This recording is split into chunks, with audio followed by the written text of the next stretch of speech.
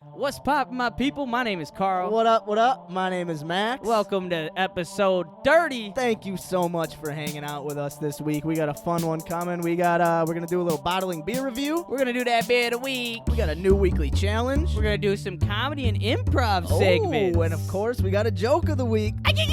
Thank you for tuning in. I know your time is valuable. There's thousands of other podcasts that you could have settled for, but now you're just vibing with two goofy dudes from Wisconsin who like to discuss the problems and figure out ways to solve them, and challenge the listeners to get up out of their comfort zone. Try some shit they ain't done before. This is Hold Us Accountable. The big 3-0, ladies and This is gentlemen. Hold Us Accountable. Yeah, this is Hold Us Accountable.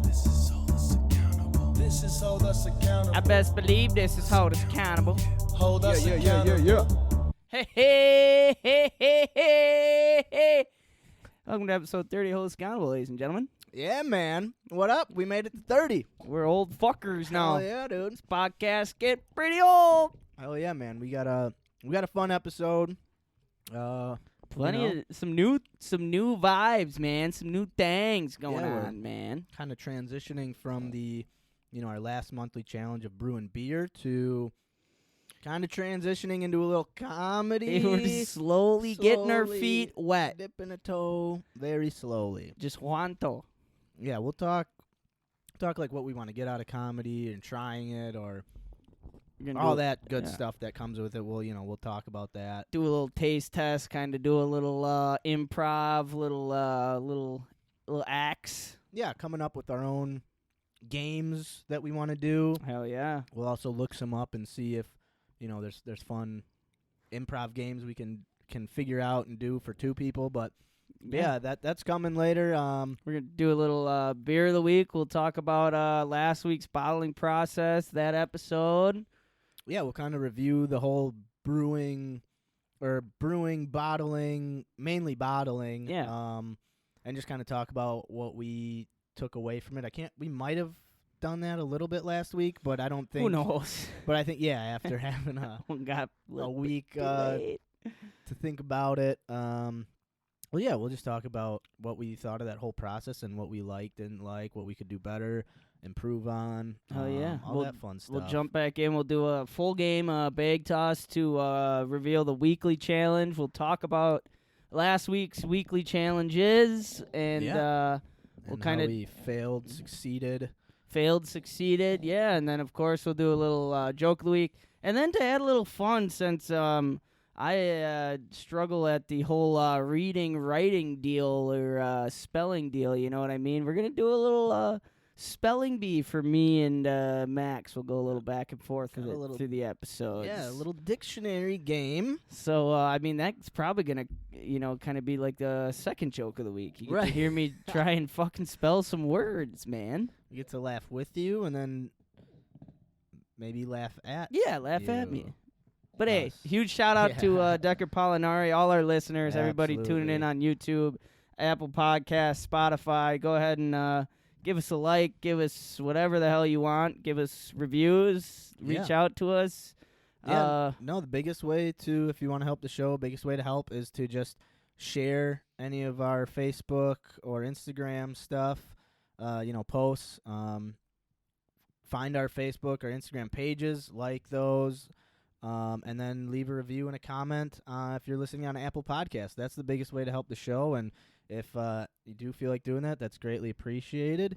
And if you just listen, that's even appreciated. Hell yeah. Absolutely, man. But most importantly, if you're listening and you're getting a little itchy for a cold beverage, let's get it going. Why don't you crack one open? Come on. Ladies and gentlemen, this is episode 30. Beer of the week. Maximilian, crack me open some of that shit in my mind, yeah.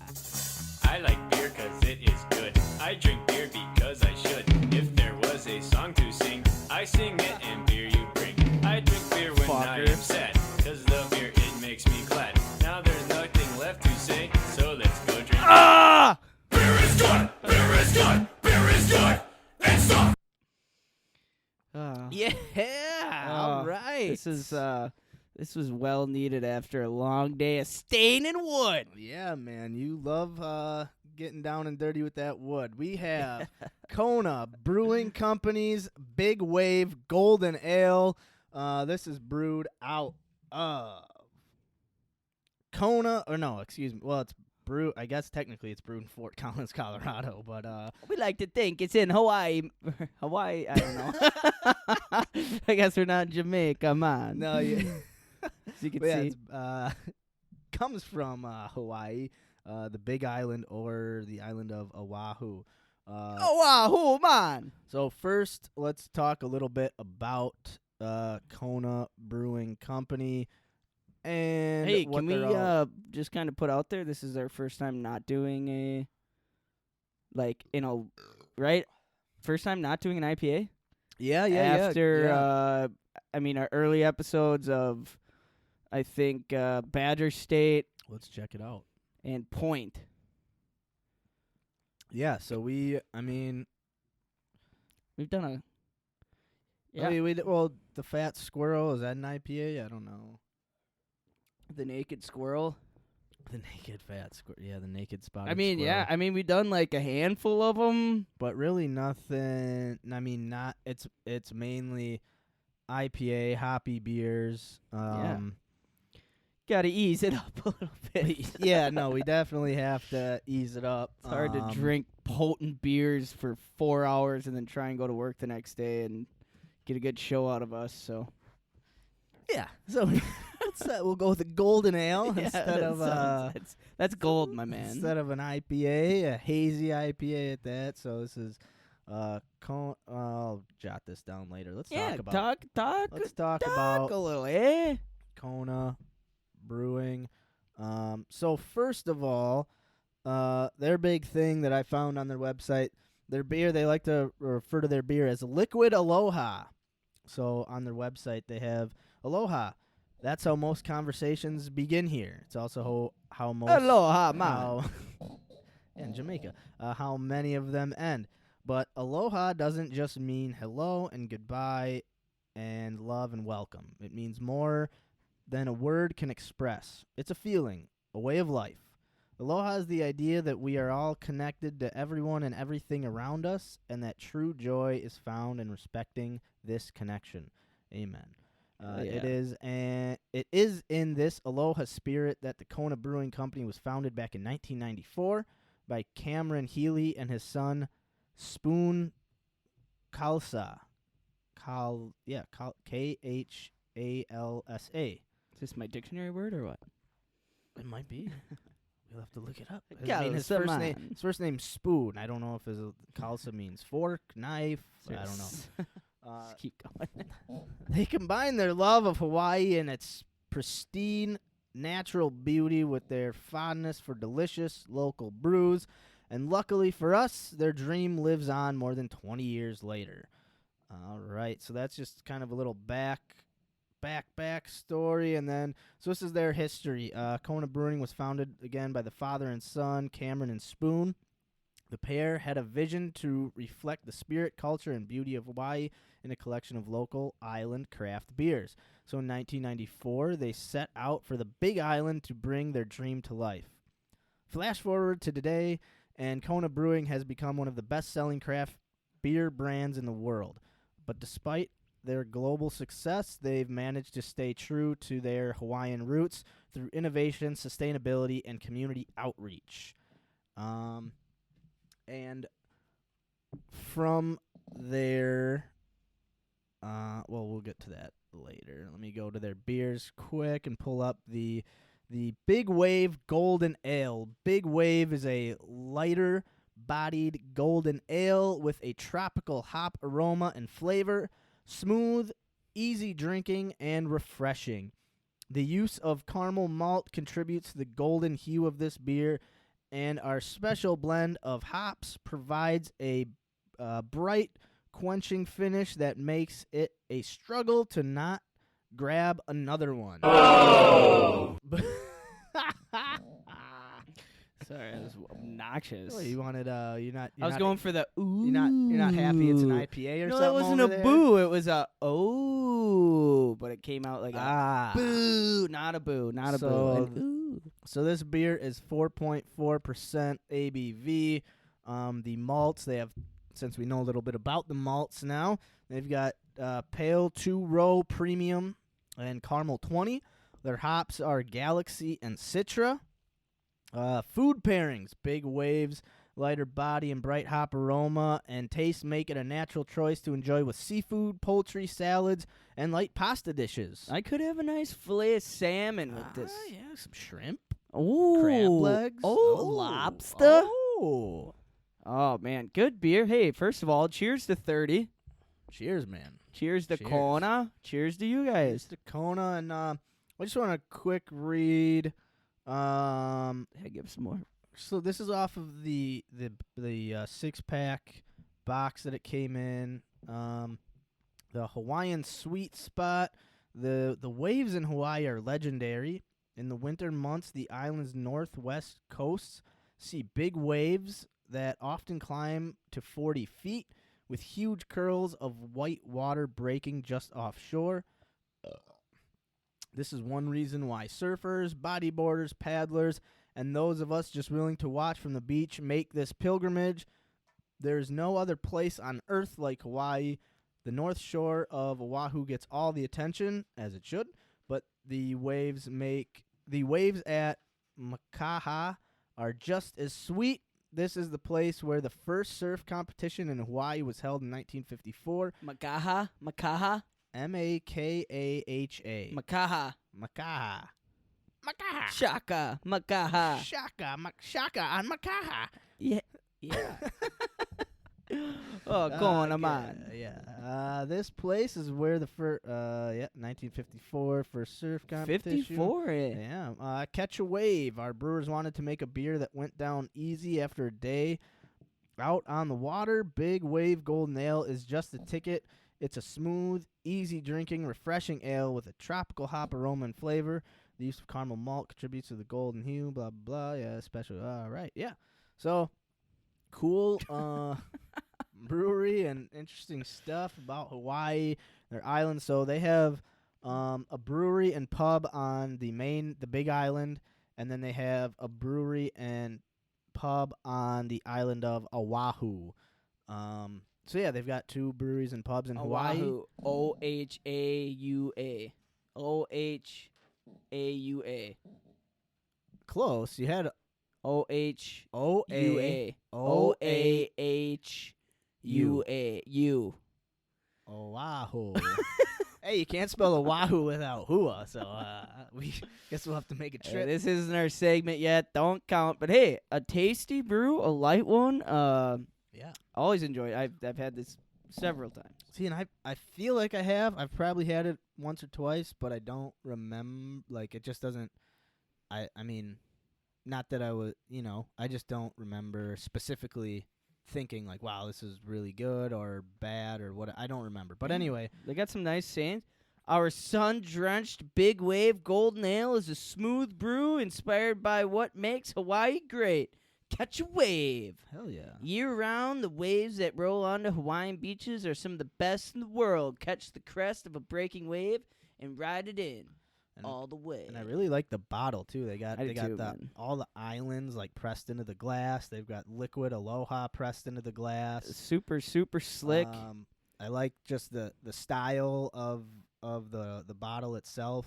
It's not like a Miller Lite or Bud Light or Busch Light bottle. Yeah, it's a weird stubby kind of. Yeah, stubby. It's not quite a red stripe. It's like in between a red stripe and a Miller Lite bottle. Yeah.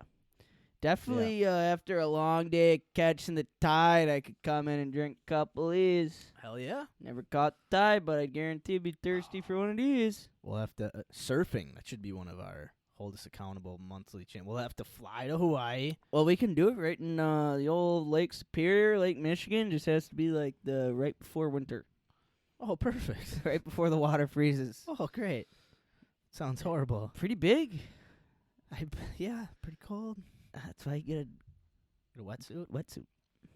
So we're gonna be rating these 1 to 10.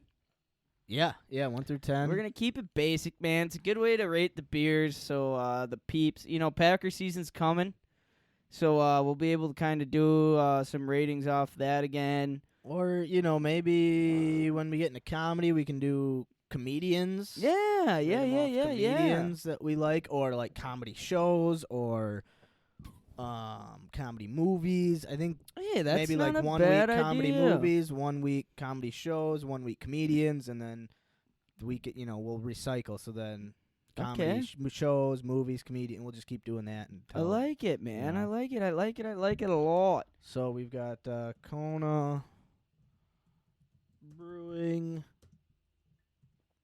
Yeah, the Big Wave Golden Ale. 1 through 10. What are you thinking? Take another drink. Yeah, I was gonna say. Like I definitely have to I have to get my mind off of the IPAs, the hazy IPAs, whatever Right. those, and like kind of switch into my light beer.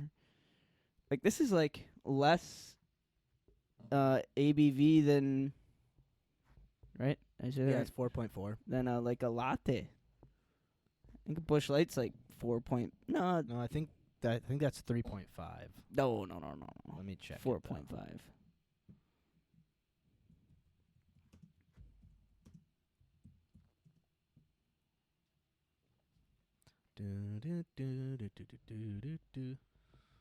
Busch Light ABV 4.0. So we were literally Audio 4.0. right in the middle. You Just said like my 4 GPA was. -3. and a half. Yeah, so no, this is kind of just above a Busch Light. Definitely, it's got some good flavor for like a light beer. It's yeah, just a good, like easy drinking, like not too much, not too over flavor. Just it's pretty nice drinking Yeah. beer, man. you know what it kind of reminds me of, and this is a compliment. You've seen the movie Shawshank Redemption, right? I don't know. The prison movie with Morgan Freeman. Oh yeah. Guy goes to prison. Yep. Do you remember the scene where they're up on top and the prison after they've been tarring the top? Yep. And he's like, I just want a couple of cold suds for me and Yeah. my crew.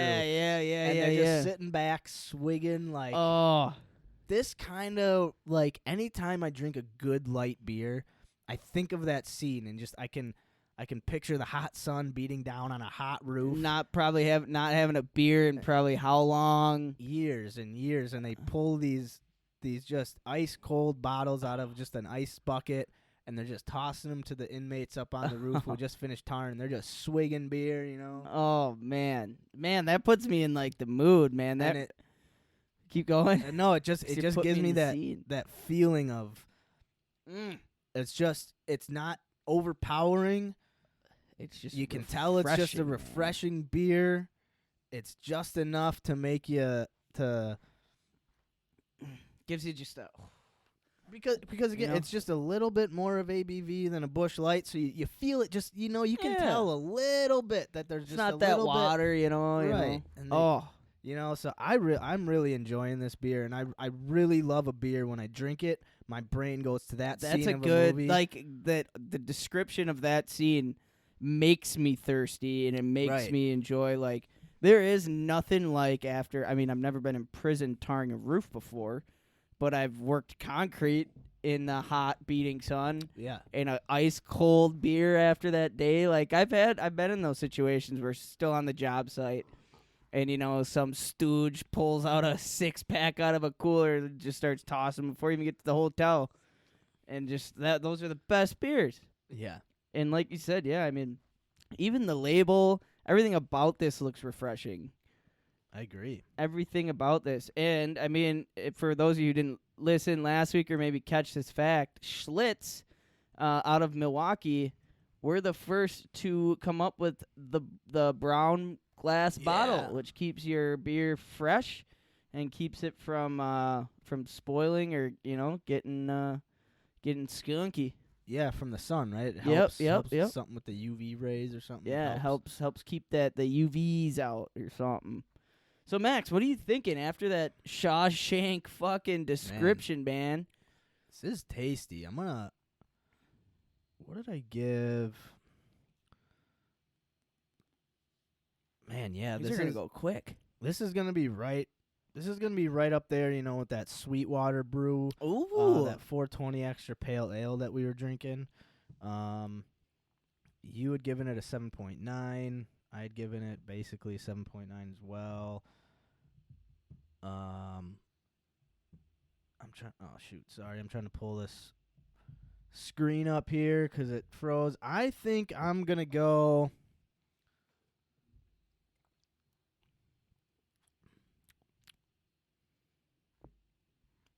8.13. Oh, wow. Yeah. Wow. Max gives a big time rating for. Yeah, I'm a big fan. I'm liking this. I'm digging it. Wow, man. All right. I'm thinking a little lower just because, like, what if, what would you give a New Glarus spotted cow then? Do you put that in the same category? Do you put it in the same, like It'd be right up there. It might be a little bit higher than an 8. See, it might be like an 8.2. I could drink more of these in a setting than I could a spotted cow. But, like, taste-wise, initial one beer taste, I love the spotted cow. I just can't drink a lot of those. Okay. For some reason, I can't sit like this. I could probably sit and drink a couple fucking 6, 7, 10, 12 of them, Spotted cow, I tap out after about 3, 4. I'm going to give this one a 7.72. 7.72. All right. Yeah, getting down to the nitty grit. That's a goddamn good beer, man. It is Shout out good. Kona. Yeah. And imagine sitting on the beach in Hawaii. You ever been to Hawaii? No. Hell of a place. When was the last time you were there? I was 12. It was beautiful. I bet. Was I drinking a beer? No, but those Mountain Dews on the beach. You weren't sneaking them yet? No, not yet. Not at that No. I think this is like A year too soon? a year before I snuck my first Tarski. Ooh, you were there. Oh, that was your first in Minocqua. Yeah, that I think around fam that was my first Tarski sneaker, and didn't even finish it. No. Remember that? I do, yeah. We were sitting out there. All of a sudden, Those are weird. You look back and they're weird. Yeah, weird times. weird times, and I Weird was times. stuck in the like, do I play like Matchbox cars or do I steal a couple of Tarskis and try to what am I doing Yeah, here? But no. yeah, no, definitely a tasty goddamn sud, man. Yeah. Suds. That was one of the ways they put it in Shawshank. Need some suds. Need for some me. suds, dude. Anytime I get a beer that makes me think of suds, I might watch that movie tonight.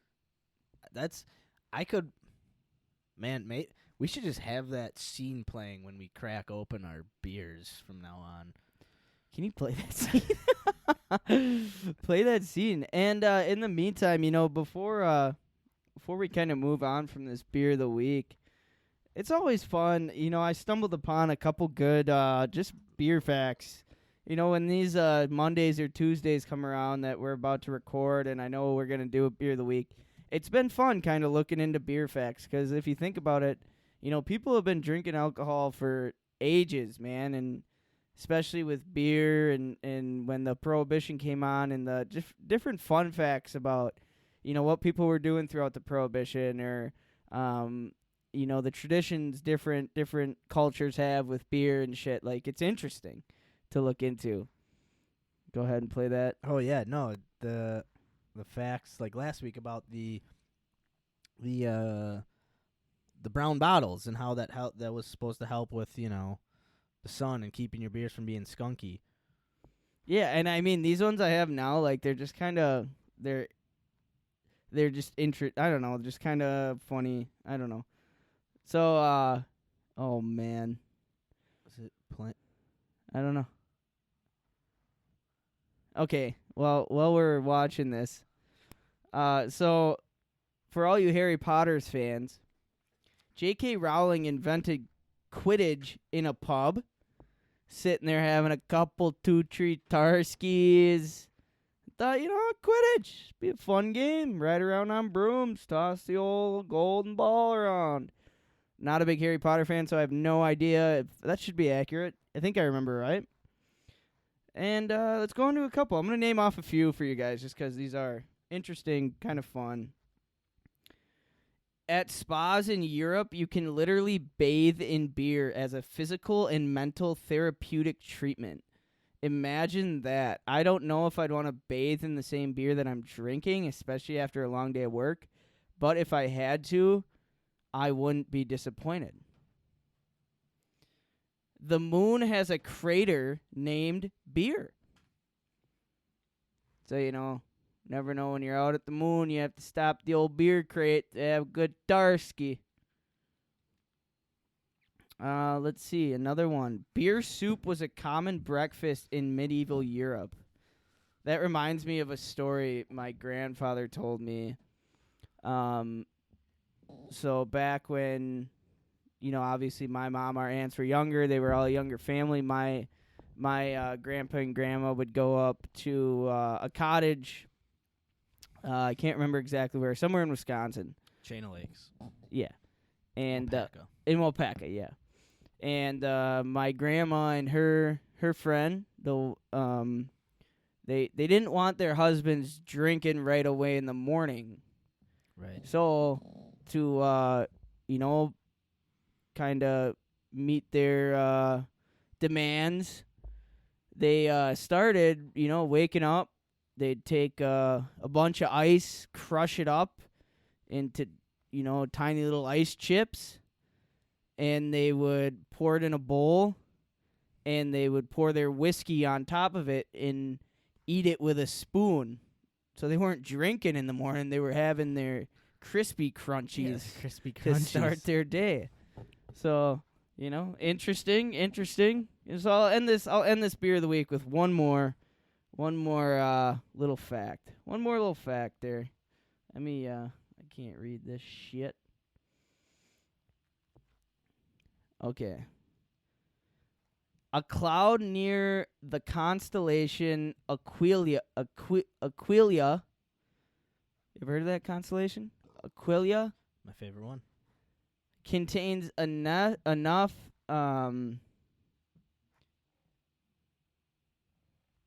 fuck, man, this is why we're doing the dictionary bullshit. Ethyl alcohol. Yeah, there you go. Fuck, that's so god. Whatever. Okay, let me restart. Don't worry about it. That's why we're starting these, man. Carl Spelling Bees, get me on track.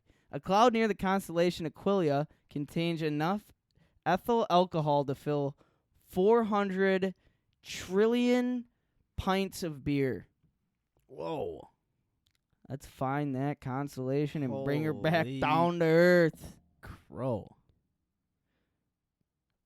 And just one more, just because it's right here. The builders of the Great Pyramid of Giza were paid with a daily ration of beer.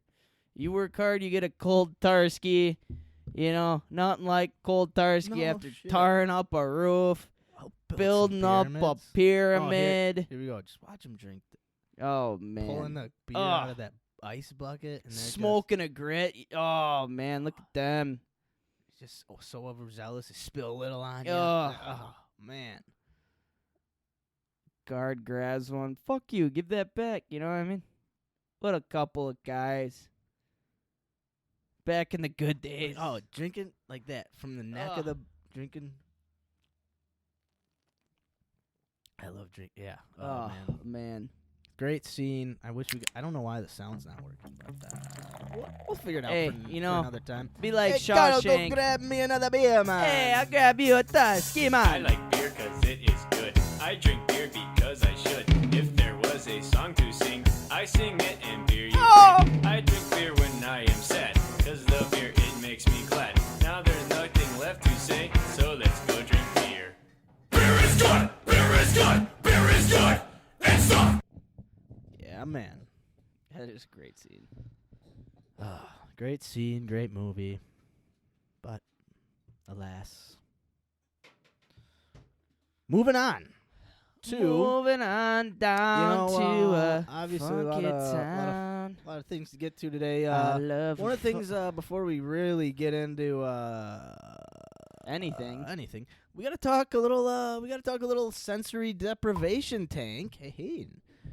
Yeah, man, I went floating. You took your first float, man. How? Give me. What? Okay, I want in. All right, first, I want one word that describes it, and then like a phrase, like a quick blurb of. Try to do it in a word, and then try to give me like a sentence that can describe it. One word and a phrase. So, like, for example, for me, for one word, I would say, okay, a phrase, I guess. A phrase, disconnect to reconnect. And one word,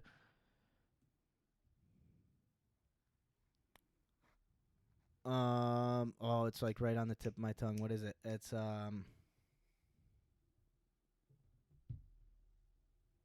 what's the, I can't think of the word that I literally was just thinking about it. But anyway, I'll try to think of a different one then right off. One word, like surrender. Surrender. You just have to, yeah, we'll talk about it more, but surrender and disconnect to reconnect.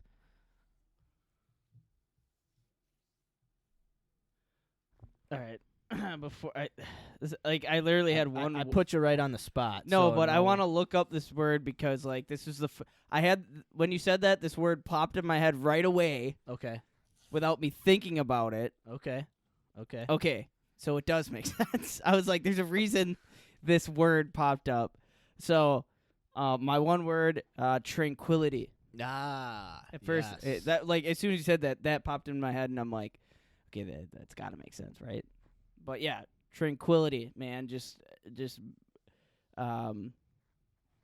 pure, just calm. I mean, took me a while to get, not a while, took me to find my comfort to find that tranquility. But once I kind of was able to just completely, first of all, I've never been able to float in water. So it was like trusting my body, like not to drown, I guess. Sure. But then once I kind of caught my comfort and was just at peace with my setting, like it was just pure tranquility, just calmness and nothing else. I couldn't really think of it. There was no reason to be thinking of anything else. Yeah.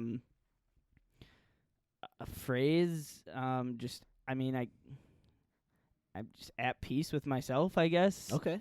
It was, like you said, I think before this was probably a month or two ago when you talked about it. You were saying, like, it's just a time where it's completely for yourself. You know, your phone's not in the room. There's nobody who's going to walk in. It's just completely, you have 1 hour to do, or to be completely alone. And that was my favorite part about it. I mean, just the pure silence and darkness and nothingness was my favorite part about it. Spending, especially with my jobs, like constantly around just loud, obnoxious noises and clutter and chaos all fucking day. Right. Wood chips Just flying past your ears. Yes, and it's saws constant. going. People fucking bitching, shit flying everywhere, just noises and noises and noises all for 9 hours straight. And then all of a sudden I'm in this tub of blackness and silence, and it's like, oh, this is awesome. Kind of uncomfortable until like, but it was great, dude. I honestly did feel like a extreme sense of calmness, like getting out of it, where it's just like, I don't even want to look at my phone. I don't want to do anything. I want to go walk or something, you know, like it was awesome. It's a weird sense. Yeah, so we did the sensory deprivation tank. So that's where you float in a tank. You're buoyant.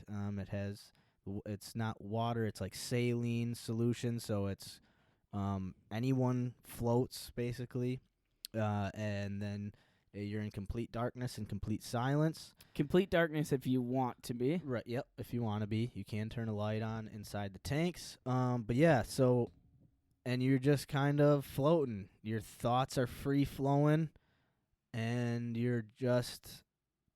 Personally, I try to. Any little itch, any little feeling I get, I try to ignore it, and I try to stay as still as I can, no matter how bad. Like you start sweating a little bit, and you get beads of water dripping down your face, or beads of sweat, and it kind of itches, and you want to wipe it off. Oh but yeah, I was sweating my ass off. yeah, it's a weird.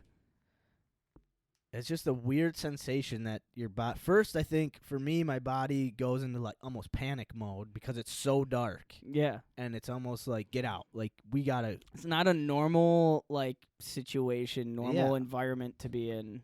It's not something I think our brains or our whatever it is, our deep seated animal instincts try to get away from. We don't want pitch darkness and uncertainty.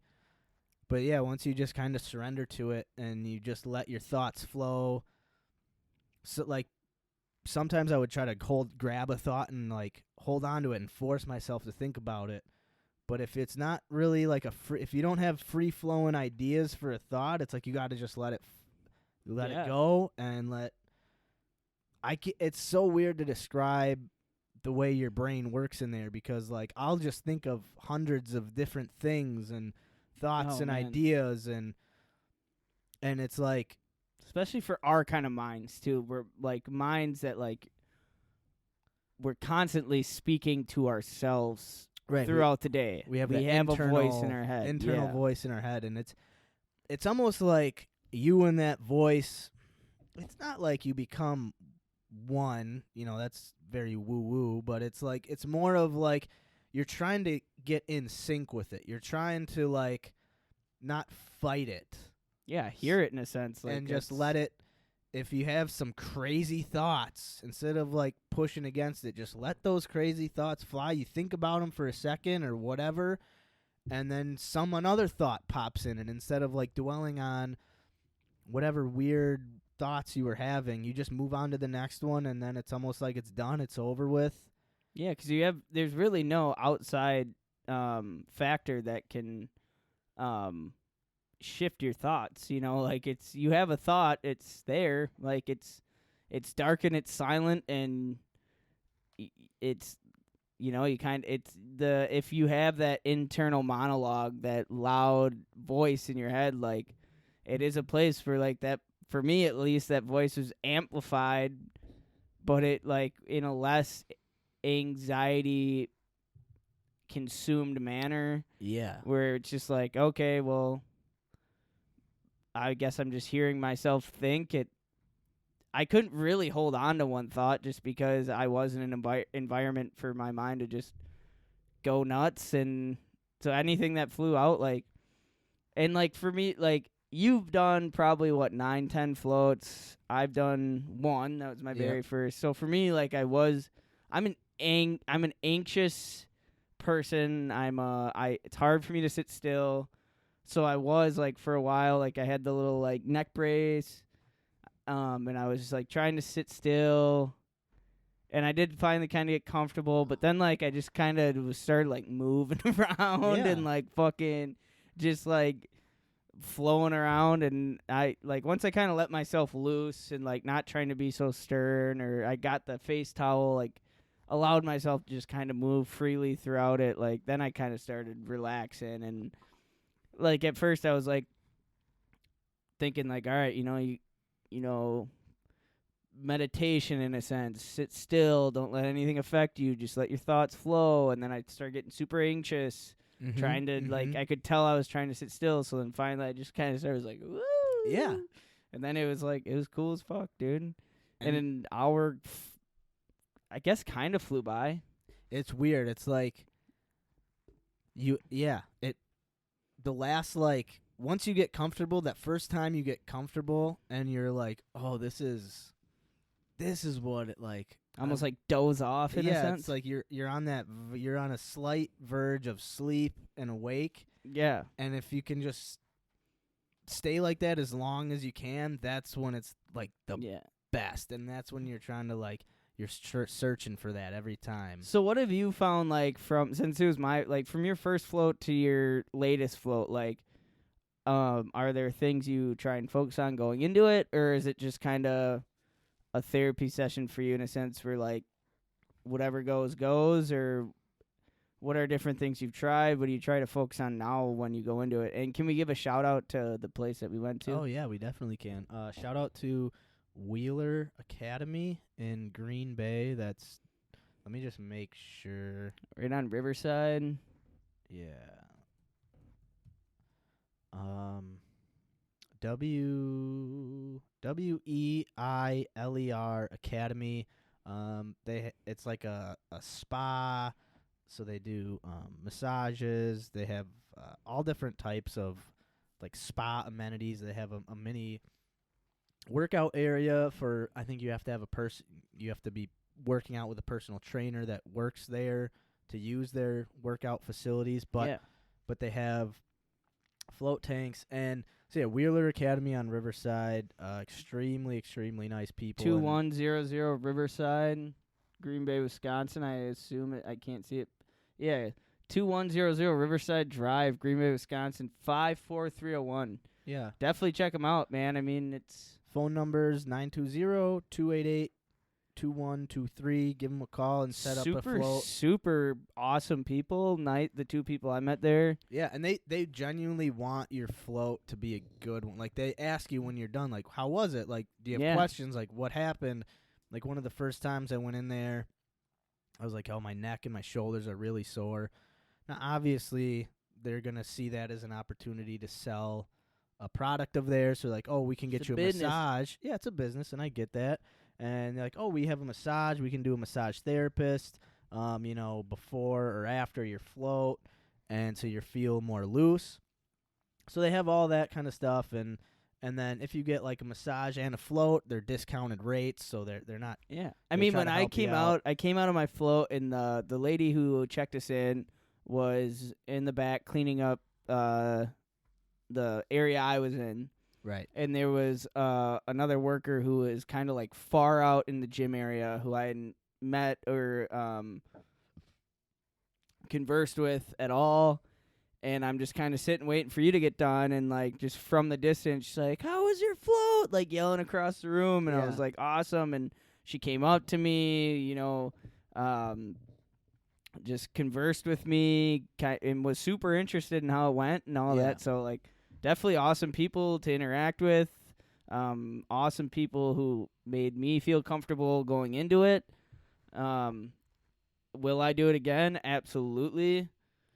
And I mean, 5-star place all around, dude. And thank you, dude. That was my birthday, Christmas something present. I think it was Christmas, maybe. Yeah, hell of a present. But yeah, if you go in there, tell them Hold Us Accountable sent you. Hell yeah, they know us. They know us. But no, what?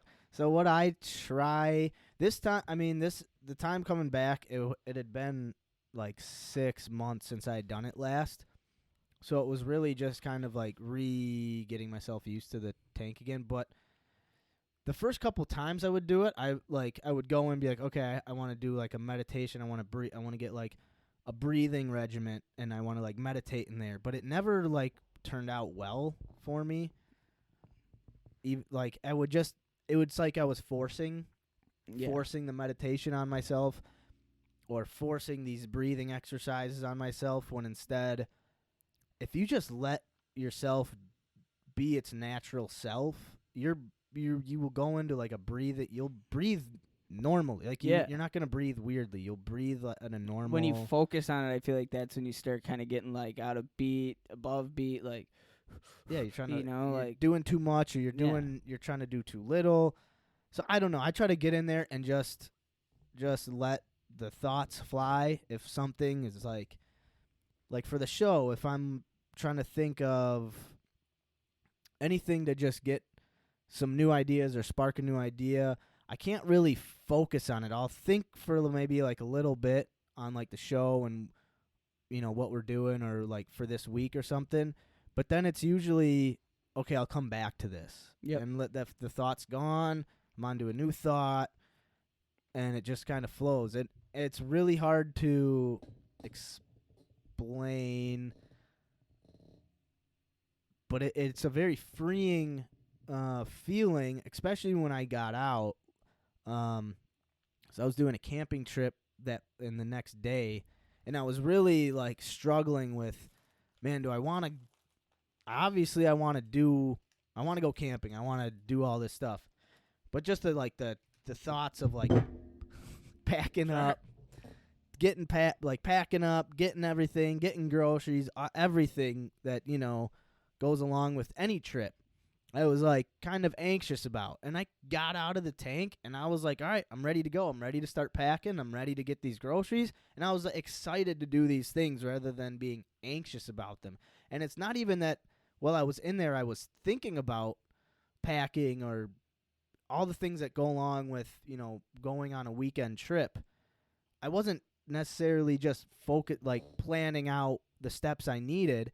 It was just like all the extra anxiety that makes planning and executing a trip that makes you more anxious. It was like that was gone, and I could just focus on, all right, I just got to pack up X, Y, and Z, got to get these groceries, and we're going to go. And it's a way to just declutter the mind and let the mind focus on what's in front of it rather than, this is what's in front of me, but I got all these extra anxieties. For me, I guess a good way to put it for me was I walked in to the float I walked into my house being super cluttered and dirty.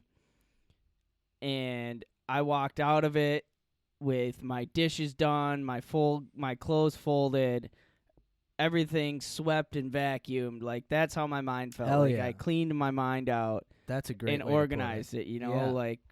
And without even that wasn't a goal. To me, there was no goal in it for me. I honestly went into it with no expectation, nothing of it. It was, I'm gonna fucking float for the first time in my life because I can't float in water. It's gonna be weird. Yeah. But then I didn't. There was did you turn the light on at all your first float? Because I went completely black the whole time. Yeah, no, I think I had it on for a little bit, but not any longer than a couple minutes. Yeah. Because and I don't know if you've also, that first time you did it, that first time you're laying down, you're floating, and you pop the light off, and all of a sudden your body, it's like I was saying, it's almost a mini panic. Yeah, it was. And you can almost feel your blood start pumping, and you can feel yourself I'm starting to sweat, starting to and then tense. you just get a little bit of sense of calm, and you're just okay with it. And you have to tell yourself, I can pop the lid open anytime. It's not locked. The door coming into this room is locked. No one's coming in. Yeah. I'm the only one in here. This is just for me. And it was awesome. It's weird too, just every noise you can hear in that, any crack or pop or rumble in your stomach is just amplified. You can hear your body completely, which was just kind of weird as fuck. But yeah, cool. So I mean, I really love doing the floats. I loved it. I can't put a finger on I think what you said about your house was cluttered and you leave with it clean, and you don't even realize you're cleaning it almost. You get out and you're just I feel good. I felt fucking amazing, man. I don't know what it is. I don't know what I did in there. But I did it. But I feel good.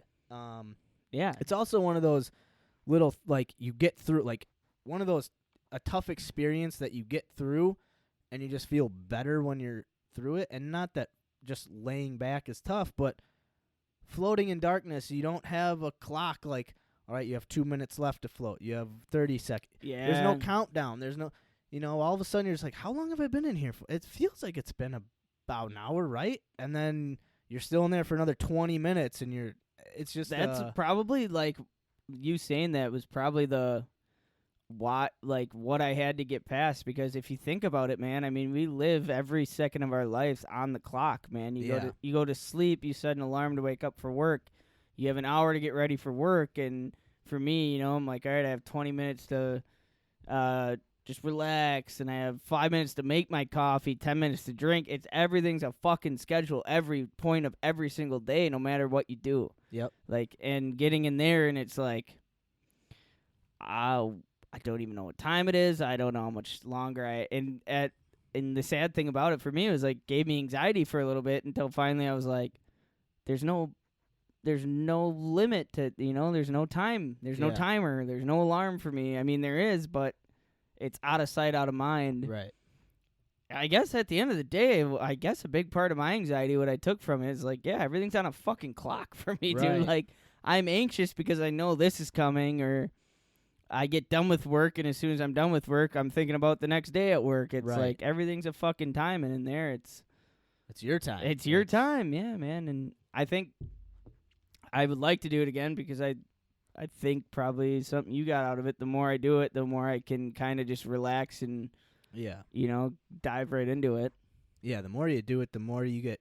You can get into that comfortable stage sooner. You know how you were saying, like, it took you a while to get comfortable, and then Yeah. once you got comfortable and relaxed, it was more enjoyable or more easy.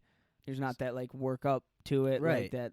Like I was not nervous, but just anxious going into it. Oh, for sure. I mean, Something new. I am a little claustrophobic. I thought the tanks were gonna look like tanning beds, like that small. So when I smaller. saw it, it was like, oh, Okay, nice. Thank. bigger, All right, yeah. cool. I have room to move around and shit. Yeah. Yeah, but definitely, yeah. It's a way to face your mind, a way to just kind of be on your own clock for a little bit. Definitely Yeah, cool. Absolutely. Definitely fucking cool, man. So we did some sensory deprivation floats last week. We'll be sure to do them again, and if we do, or when we do, we will again talk about them here. But yeah, we did a little float tank, and let's talk a little. you want to do the? We'll talk into what we did last week, dude. We did You did the beer hit? Yeah, I we did a little that. beer We did history, that. and last week Screwed this up. we bottled our beer, man. We finally our beer fermented for 2 weeks, and we got to bottle it on the show. People watching on YouTube. We kind of realized after I forgot the tripod and everything, Yeah. so I think you guys should probably watch the top of our heads while we were doing it. Yeah. It was looked a little. I mean, I didn't watch it back, so We were kind of stuck with what we had. It's just we taped our shit to a kid basketball hoop We because had- I yeah. forgot the We shit. had the GoPro duct tape to a mini plastic basketball hoop, and we really couldn't angle it up or down or. Nope, it was where it was, man. It was where it was, and it worked. We were Hey. able to bottle the beer. And It was just tough to see, and but the whole like sediment thing, I'm still curious because definitely some got into the beer, not as much as I thought for sure. yeah. We didn't have to do the whole like. So okay, real quick, start from the top for anybody who doesn't know. We started brewing our own beer. We a couple episodes back, we recorded ourselves doing the whole brewing process, boiling it, all that, getting it into the fermenter. Yep. And so once we were done with the brewing process, we had to let that beer sit for 2 weeks. And last week we went into the bottling process of siphoning it out of the fermenter into our bottles and capping it. So that's what we're talking about, Yeah. right? Yeah. Yeah, and the bottling process, like you said, we had the fermenter with the beer in it fermenting, and then we had a long tube that was connected to the bottling tube, which had like a pressure valve at the end. So Yeah. when you pushed the end down into the bottle, it opened up like a way for the beer to get into the bottle from the It's- tube. If you want to think about it this way, it's like when you're filling up air into your car tire. It's that little button inside of your air valve. So when you push the air nozzle into it, once you press it down, it allows the air to flow through. Yeah, the it tire. opens up a passageway. Passageway For in the tire's case, air. Yeah. I made in that this more confusing case. for myself, and I had to think about it. Yeah, one of them Yeah, tire you know, tube you know. pressure fucking things, presser, You know, yeah, floor, the doer. tire below the fermenter filling up with air. With beer, and then we You ferment put the it. beer into the car. You put and the lime in the coconut, and you shake it all up. and then you go and get your So but our biggest thing was that when we transferred, called the doctor, called him up and said, "Doctor, bottle me some of that beer. I said, doctor." All right. so Continue. the when we were brewing the beer, our actual brewing the beer, and we were transferring our wort from our pot that was on the stove to our fermenter, we got too much sediment. So grains, hops, anything that just settled to the bottom of our wort got into our fermenter, which was not supposed to happen as much as it did. Yeah, I think a little bit is probably natural or common, but it kind of worked out. but it kind of worked out. I think our beer will have a little above average sediment. But I don't think Yeah. it won't ruin it, according Not as to, bad as we thought it would be. Yeah, we thought it'd be a lot worse, but we were able to kind of watch the sediment flow through the tube, and then a big chunk of it would get caught in Yeah. the tube, so it couldn't make it to the beer. Yeah. So that was good. So some of our beers might taste or be like a pulpy orange Yeah. juice. You Yeah, know, a little- shake the little fuck more before you- pulpy. Yeah, a Yeah, little more exactly. pulpy. But again, that shouldn't alter the taste of the beer, from what I was told by someone who's brewed their own beer. Yeah. They said it shouldn't change the flavor. It'll just change, while you're drinking it, you might get a Scooby snack or two in there. Yeah, Scooby snack or So- two. So yeah, I mean, at the end of the day, dude, this our monthly challenge has been brewing our own beer, and we're right down to the knuckles of it, man. We bottled it, and so this, We also we added the fizzing yeah, we added the carbonation drops, carbonation drops, which went in basically there. looked like we dropped a cough drop into Yeah. every bottle, but it's carbonation. looked like a lemon cough drop. How'd it taste when you put it in your Max? You put one in, I got Max got a little Well, tuckered out. I haven't been coughing since, so no, I don't know. It was like a dirty. It didn't taste like anything other than Yeah, it's like kind of what you said. You're like, dirt and yeah, I don't know. kind of. Yeah, I mean, who knows what I was saying at that point. You also drank the beer. I drank I some did, of the beer with that too. that had no carbonation, and it was. I mean, the good. taste was there. yeah, It like kind of brought a little hope. Like it was like, was- this tastes like when put a little carbonation in and there, it'll be and good. a little coldness to it. Yeah, You know what's odd to me? Like in European countries, that they drink beer at like room temp. I don't know how they do it or why they do it. Like I heard, like, oh no, it's like really good beer. You drink it at room temp. It's like, fuck that. Yeah, right? I'm not. That's not like I don't No. even like drinking wine at room temperature. I don't like drinking water at room Yeah, temperature. yeah, Anything I don't, unless I like coffee hot. right. Don't right. like it at room coffee temp. hot, beer cold, Yeah. no in between. Only booze I drink hot or like a hot toddy. Ever had a hot toddy? That's a good. Oh, here you go. Here's a little trick for you guys. You ever have a cold? My Oma taught me this. Hot toddy. If you're cold, just get smashed. and That's you'll what be I. all right. That's what I ended up having. I didn't. I wasn't supposed to take to the level I did. But hot toddy, cup of green tea. Put some brandy, some whiskey in there, shot or two Sure. with and then you put a lemon in there Yep. and a cinnamon stick, Ah. and you drink. You're supposed to drink one of those, two of those. Supposed to kind of clear your sinuses. After about 7, you don't even know you have a fucking cold, man. You just kind of wake up the About next 7, day with a you're hot toddy all over your Ready to tot. go. Yeah. So yeah, cool thing. Yeah, but no, that's a hot. That's one of the only hot drinks yeah. I think. kind I'd of be sounds like able to- something that'd be like an Urban Dictionary. Like, yeah, I just got a hot toddy last night. Hot toddy, Urban Dictionary, hot toddy, an alcoholic's cold remedy. That's a hot toddy. Works good, Uh, man. After about 2, 3, 5, 6, 7, or 10 of them, you know. No, but yeah, I don't know how European countries drink beer warm. No, it's Um, no. but so we can't put our beer in the fridge for another week. Yep. and then it has to get cold, and then we can drink it. So is there a time limit on how long we have to refrigerate it for, or is that like Nope. up to you? According to the instructions, it just you gotta after we bottle it, it's gotta sit for 2 weeks. You can put it in the fridge and enjoy. That's literally So next Tuesday, we'll put it. we'll in the bring fridge. it here, Yep. toss it in the old HUA fridge. Yep. So 2 episodes from now, we will have a Yeah, episode 32. big episode. Yeah, that might be where. Oh, maybe we can get potential guest brewer on or something. Oh, that would be cool. I'll figure out. I'll see what I can do. Make Could some get- calls. Big Tom, where you at? He's probably out of the country. Clamming. Clamming, oyster hunt, Oyster. That's what oyster hunting. Yeah, we could. Yeah. potential. We'll have to figure something out. Cause yeah, we got a couple weeks yet before we're gonna actually try it. So Yeah.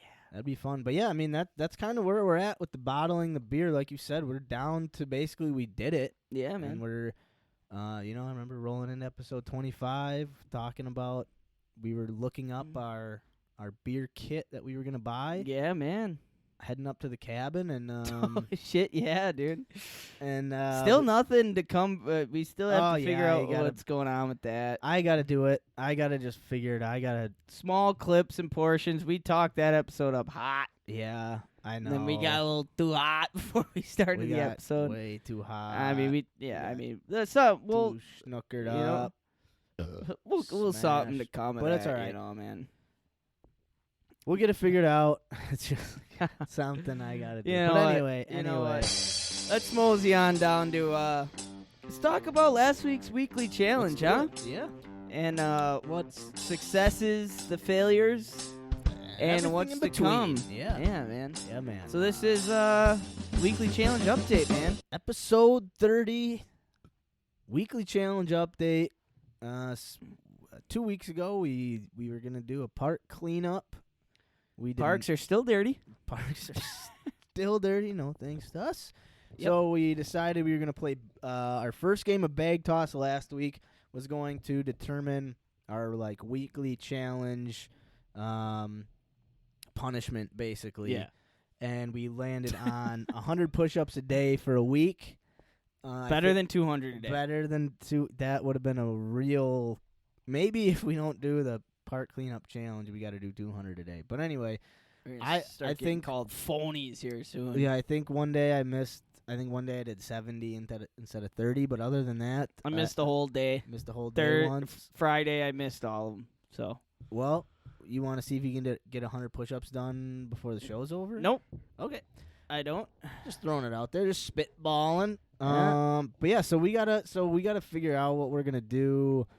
Yeah, so we did Max did his 100 push-ups, missed 30, I missed 100. We did not clean up the park. Park's still there, so we got to come up. So we're gonna basically between now and next week, if we do not do a park challenge a park cleanup challenge between now and our next episode, that has to be recorded. We have to put it out there. Hey, Yeah. we're finally out here. We can't just come on the show and say, yeah, we did it. you know, but- right. So, So if we don't do that, then next week we'll come with a hot wing challenge where we order the hottest wings we can find in Green Bay. yep. Or No, I say we just do hot wings, dog. Okay, hot so wing, I mean we can, do you want to roll for it? We can roll for it. Actually, we might as well roll for No, it. I was just flipping it back to that was what oh yeah, so that was what we had written last down. week, yeah. So since we didn't do it again last week, we're going on week 2. We had either we're gonna eat the hottest wings in Green Bay, pick out songs to embarrassing kind of goofy songs to sing on the show, come with a goofy costume for the recording, 100 push-ups a day, which we did do, shopping. Yep. Ripped a page. Number 5 was both of us have to eat a bowl of olives because we both fucking hate olives. Or number 6, we put $50 together to donate 100 to a charity Okay. of our choice. Here's what we do next week. If we don't do the park challenge, we're getting hot wings and olives because it's 2 weeks, and we got I know we did the 100 push-ups, but Okay. if we don't do it again, hot wings and olives. Just Okay. to really say, Okay. fuck us. Okay. For being lazy fucks. Yeah, I mean, that's all pure laziness. I mean, Yeah. there's time to do it. There was. Definitely pure So, laziness. Yeah. We're not going to add anything on top of that. We were lazy. We didn't do it.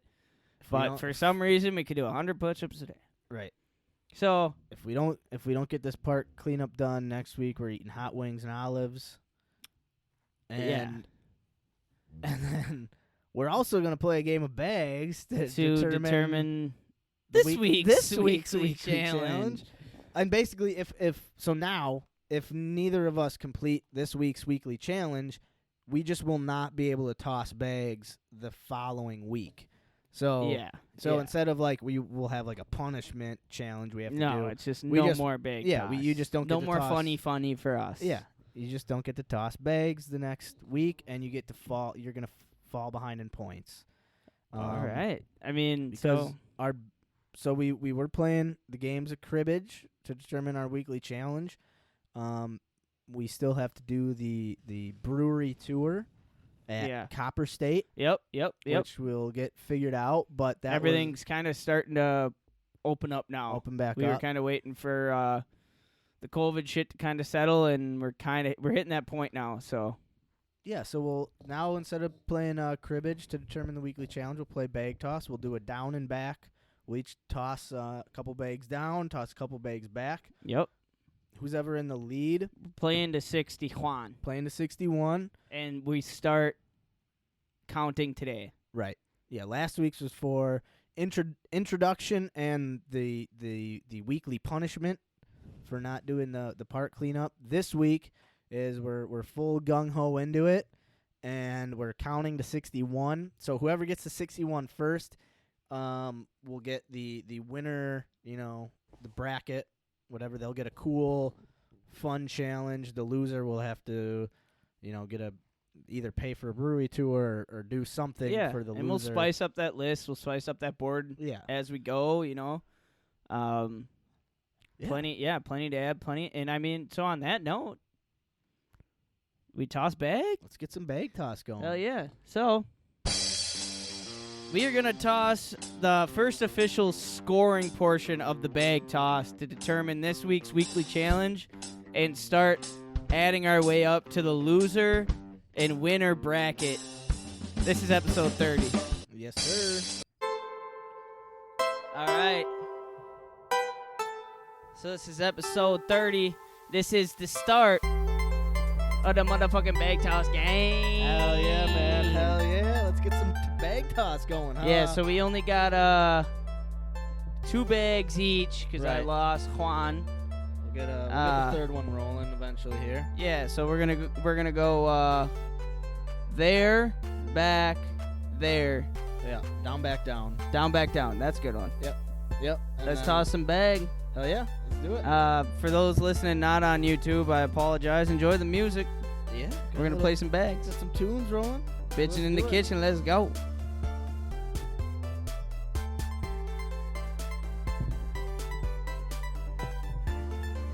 Right.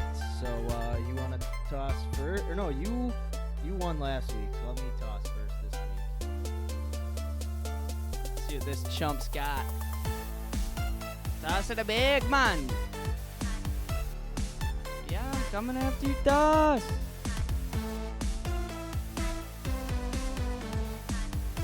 Fuck.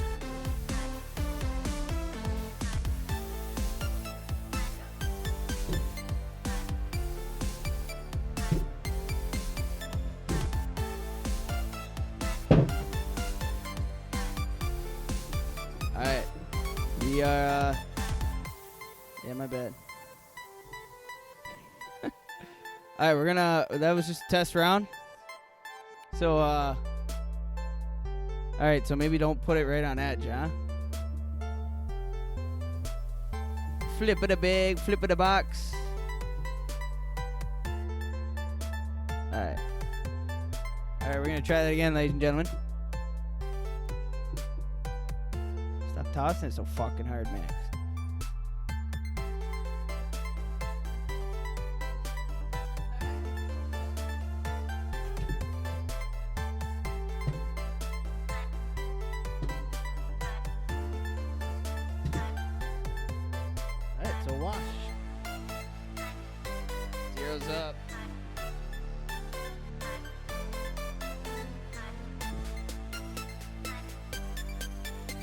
Maximilian gonna go for the toss. We got zeros. Here we go. Yeet. We like back up, like take one step from the table.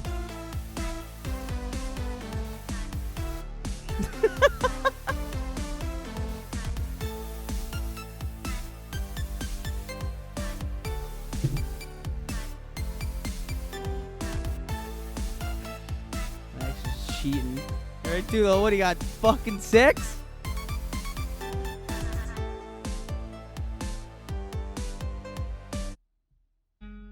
Alright, let's get it.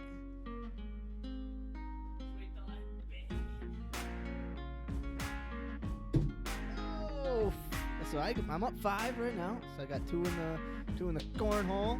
Doing the old hole, eh? Carl got 1 on the board, so that cancels 1 point of my 6. So 5-0. Alright. Last toss of the game. Last toss of the day. We're gonna play a little song called What You Thinking?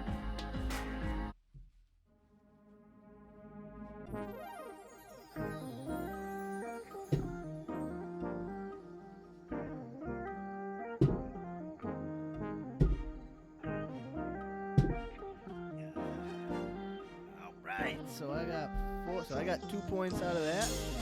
So I'm up 7-0 right now. So Max is up 7-0. Mark this down on the book. Mark that down in the book.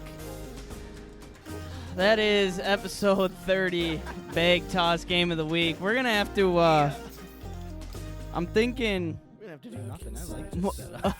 fuck you. I'm thinking move table this way next game so we can try and get a little, and then maybe this way a tiny, so we can just get a little challenge. I mean, Yeah. obviously I don't need much more of a challenge. But, No, I agree with you. I know what you mean. Yeah, I agree. I'm always up for a challenge, so. Yeah. You know, Max just wins cribbage games. He's winning bag toss Hey, you won games. last week. Hey, You so kicked my ass last week. okay, so real quick, I'm gonna put a small weekly challenge on myself. To get better at bag toss? Yeah, that, and I'm gonna try and make some actual legs for these fuckers. Yeah, sure. Yeah, you know, we'll try those out, huh? So here we go, Max. What are you up? 5-0? 7-0. 7-0. Playing up to 61. This is episode 30, first game of bag toss. Yeah.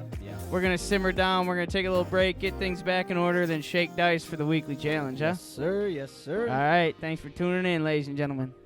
Yeah, what's going on, ladies and gentlemen? We just played episode 30, the first bag toss game. I just kicked Max's ass.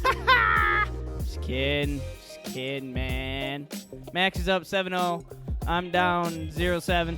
Hey, man, a lot of game left for you to get back. Playing to 61. Yeah, whatever. 7-0 ain't shit, man. I've seen people Hey. come down from 0 to 20 to win in bag toss. It's not how you start. It's how you finish. Exactly. The great somebody said that. One of them. One of them said that. One of them good guys. But hey, so since Max won this, we're gonna go on to we're gonna roll the dice for this week's weekly challenge. Hell yeah. And what do you think? Are we gonna do this whole improv deal, or Yeah. roll the dice for what we're gonna be? Well, I can roll the Or dice do you- quick. Do you wanna do the improv thing? Roll the dice then. Oh. Nah, We I can. mean- So here, you can roll the dice for the improv game, and I'll just roll it for the weekly challenge. All right. Well, let's just go through the weekly challenge, and we'll explain this whole improv ordeal. Yeah, all right? we'll get into that improv thing in a sec. All right. We'll finish this up. So, got our weekly challenge grid pulled up here. So first thing, we roll the dice to see what column we're gonna be in, and then we roll the dice to pinpoint our location in the row. So yeah, let's see what happens here. Let's see. We've got. I don't know. Are we gonna go through all 36 of these again, or just? Nah, should we just man, roll? we can just roll. All right, Riggedy, let's riggedy, roll. riggedy, roll, let's man. see what column. You we're doing gonna one be at a rolling time? in. Oh yeah. So we're going 2. Column 2. All right. Start So a down this column we got book. start a book, draw, hike bears, hike a new trailer park, paint paint a picture / paint and pub Yep. or wood burning project. All right, quickly. Okay. Do we want to change? Yes. Because it's basically the same thing. So we got to do, since we've hiked Baird's before, should we change hike Baird's Yeah, hike Baird's. to Create your own beer logo. create your own beer logo? Which Hell is yeah. over there. Oh, we've already got that one? It's already on the charts. Let's do, Beer name. I think we have I that. think we have that one too. Let's do, we could do come up with our own improv skit. Okay. Got like it. Come up with an improv skit. Yep. And then we'll do them both on the show. Next. So Kärel will come up with one. I'll come up with one. And then if we land on it. All right, man. let's see. See what we got. See what we doing. 3. That's what we're doing. Okay. Come up with your own improv skit. So I'm going to have to... I've never done anything in this ballpark before, man. Me neither, really. So it's basically just like living in a van down by the river, kind of like, or skits like that, right? Like, There's a lot of different Johnny options. gets fired from his job for smoking pot in the cooler, and Max is the boss who fires him. Yeah, I'm like Johnny. and we set up that stage, and then we have to just improv through the whole thing. Like, Okay. Like and then, I come yeah, into it's just the, off like the top of the dome, right? Like yeah, acapella. so exactly. So there's like a premise, right? Like this is how you play the game, but playing it, you can play it any way you want. Okay. Like so, or this is the parameters for the game. Play it however you want, right? So like, if your character is the one who's getting caught in the cooler, you can play. You can do whatever you're getting caught doing is what you're in. So I have to walk in and be like, what's going on, and I have to try to figure out. Johnny, quit jerking off on the salami. Johnny, what are you doing meth in the cooler for, man? Like, Hey, you never know what Johnny could be doing. you're supposed to be out serving customers right now, something like. And then Johnny's Oh, got to yeah, have the dude, we're on response our way. back, So Hell yeah. you can Google improv games, whatever you think that might Okay. help you, or if just to get an idea for games. I don't know. That's probably what I'm gonna do. Is just Okay. kind of see. But yeah, there's really no limit to what. That's kind So of funny. so we we landed each on that. we each come up with our own improv skit. Yep. And so we come back and we state the premise, we state like what's going on, and then we like tell the other person, and we just go into it. Yeah. So Cool. we'll get into. Yeah, I think that'll be. I don't know. It really worked out well into what we're kind of going into now. Because we're going into kind of the comedy world. We're gonna Getting our toes wet. We're gonna start hopefully doing some stand-up comedy, some open mics. We're gonna try. We're gonna fail, I'm sure, but that's kind of half the fun. But to kind of get into that comedy mindset, we're gonna start doing more like directly comedy things. Like we laugh a lot on the show, but it's not specifically comedy, right? Like it's not. We're not comedians. We don't know. I ain't no funny fucker. Right. I don't know how to write a joke or write a stand-up skit or write, a comedy skit, but we're going to try to start dipping our toes into it a little bit, and I think one of the ways we want to do that is with some improv games. Hell yeah.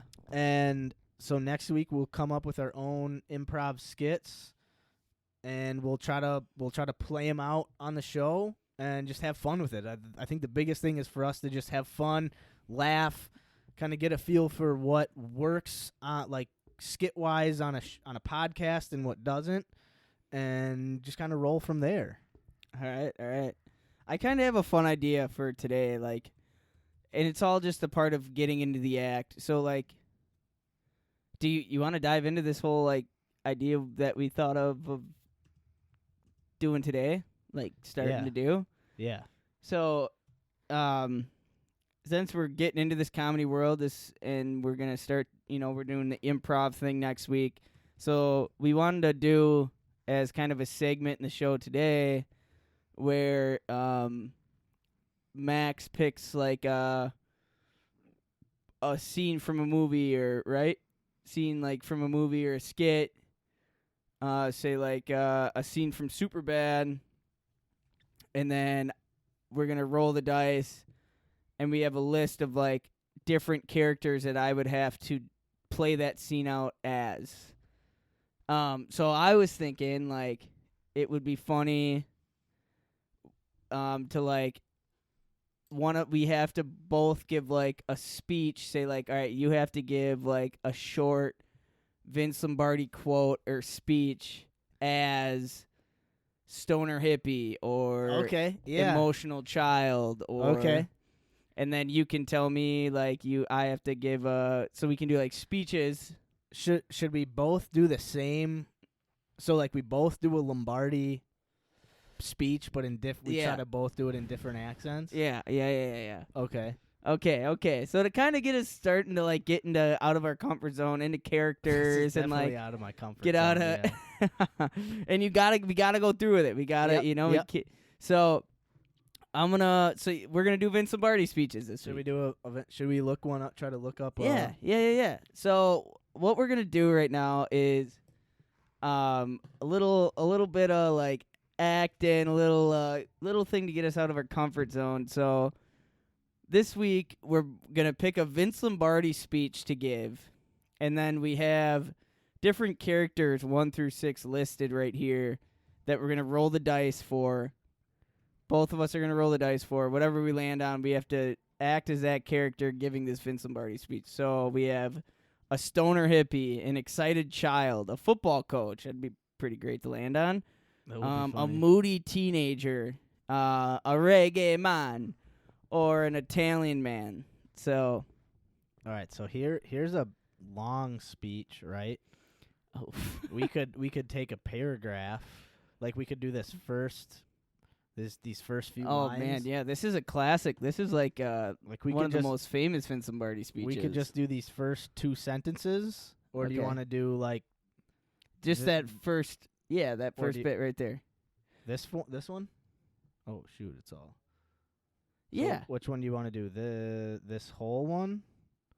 Yeah. Or just this? Oh shit. Or just that? Just that. Just a paragraph. Okay. All right. So we're gonna take this a segment out of Vince Lombardi's "What It Takes to Be Number One" speech. Yeah.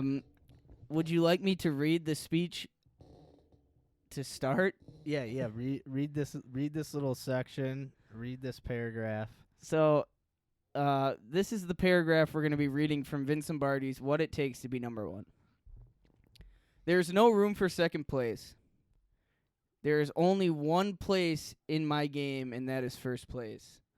I have finished second twice in my time in Green Bay, and I don't ever want to finish second again. There's a second place bowl game, and that is a game for losers, played by losers. It is and always has been an American zeal to be first in anything we do, and to win, and to win, and to win. So that's just a portion out of Vince Lombardi's "What It Takes to Be Number One" speech. And me and Max are either going to be reading it as a stoner hippie, an excited child, a football coach, a moody teen, a reggae man, or an Italian man. Oh, Italian's going to be tough. Wait, instead of Italian, can we do a drunk? Yeah, that's good. Can we replace football coach, too? Yeah, let's replace football since we're quoting a football coach. So let's do, one of them will be like a drunk. Another one could be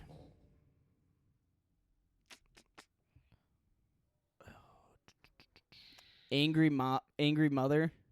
Oh. Like she's yelling at a Yeah. kid? Yeah. Okay. All right. Yeah. That's oh man.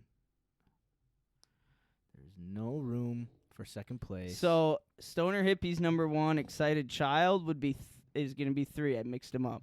Okay. Stoner Hippie 1, excited child 3, angry mom is 4, moody teen 6, reggae is 2, drunk is 5. What's number 4? Angry mom. Okay. Okay. All right, So You can roll. Do you want to just both take a die? Yeah. We'll both. We'll cheers and roll die. Yeah, man. Yeah, man.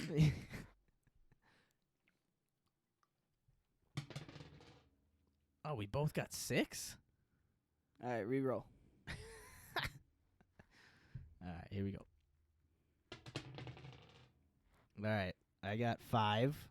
I got 1. So Max, you are a drunk, and I am a stoner hippie. Jesus Christ. All right. Rock, paper, right. scissors. 1 out of 1 to go first. Yep. On shoot. Rock, paper, scissors, shoot. All right. All right, Kärl rolled scissors. I rolled rock. Kärl is reading a quote from Vince Lombardi's speech, or he's reading a section of Vince Lombardi's speech, What It Takes to Be Number One, and he is reading it as a stoner hippie. You know, man, there's no place for second place, man. I mean, there's only one in my game, man. I mean, that's just first place, man. You know, I finished second twice in my life, man. At Green Bay, and I really don't ever want to finish second again, man. I mean, there's a place. There's a second place bowl game, man. That there's a game for losers, played by losers, man. I'm no loser, man. It has always been an American zeal to be first in anything we do, man. And to win, man.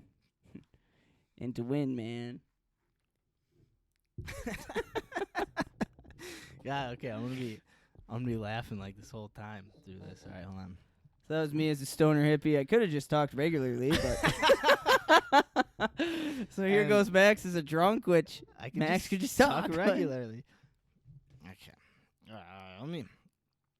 let me tell you guys how this is. Okay, there's no room, okay, for second place, man. All right, there's no room for second place. There's only one place in my game. That's first place. Okay, first place. Or I finished second twice my time in Green Bay, and I don't want to finish second again. There's a second place bowl game. Okay, there's bowl games, and there's 1, there's 2, there's second place. But it's losers playing that game, okay? There's losers in the second place bowl game, and it's played by losers. I'm no loser. It's always has been an American zeal to be first in anything we do, and to win. And to win, and to win. Hey. Hell yeah, man. Not too shabby. That was fun, man. that That was- was good. Hey, that was man, fun. that was a really good time. I know I man. started throwing some mans in there to start, and I was like, whoa, I'm not the stoner hippie here. Hold on. I was thinking of Cheech or Chong from that '70s show. Hey, man, yeah. Leo, man. Leo, man. Hey, what are you doing here, man? Hell yeah, that good was time, fun. That dude. was Good time. So that's gonna be something we're gonna try and throw in every week, just to kind of get us in preparation to do this in front of people that we don't know. Yeah. So yeah, again, like you were saying, get us out of our comfort zone. I don't know. Reading someone else's words in someone else's voice, or trying to be it in someone else's voice is interesting. Yeah, it's something I've never. So next week's gonna be interesting with this whole improv shit. So definitely something to look forward to Yeah. for the listeners, and I guess for us too. I guess. I guess, dude. I don't know, but But hey, on top of that note, On top of that, You fun, know, man. we got a dictionary game. This game is specifically meant for our good buddy Kärel over Ladies here. and gentlemen, as you would know listening to the show, not the best reader in the world. But improving. Improving. And And- every day I want to hold myself accountable to be a better reader, a better literary man, be able to spell, be able to read them, the big words. Hey, literary. That's a pretty big word for Yeah, you. don't ask me how to spell it, but grab one of them words out of the dictionary, So, Max. I'm looking up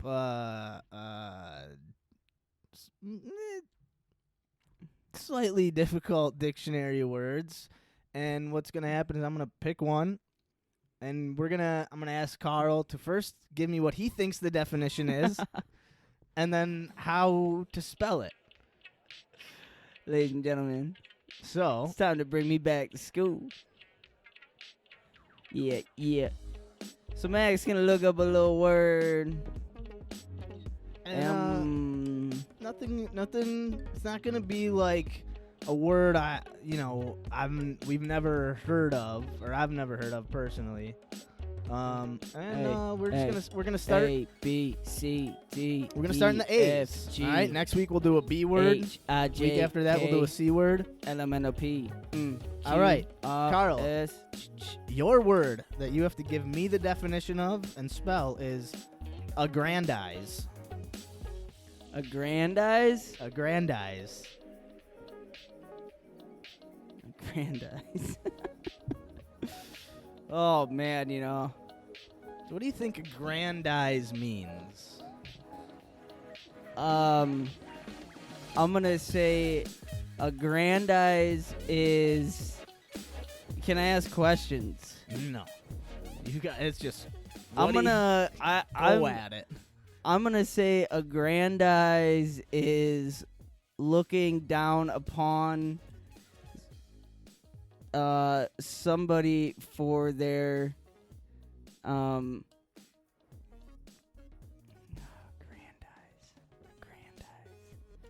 aggrandize. I've never heard this fucking word before, I don't think. Have you? Yeah, I've heard it. Oh, good for you. Aggrandize. First thing that pops in your head. First thing. To look down on somebody for their what do you call it? What's when your Status. your money wealth. wealth. Your Yes, for your economic status. economic status. So looking down on someone because of their economic Belittling- status. Yeah. I mean, you're not too far off, honestly. So Okay. It's like. well, let me spell it first. Okay. Okay. Aggrandize. Aggrandize.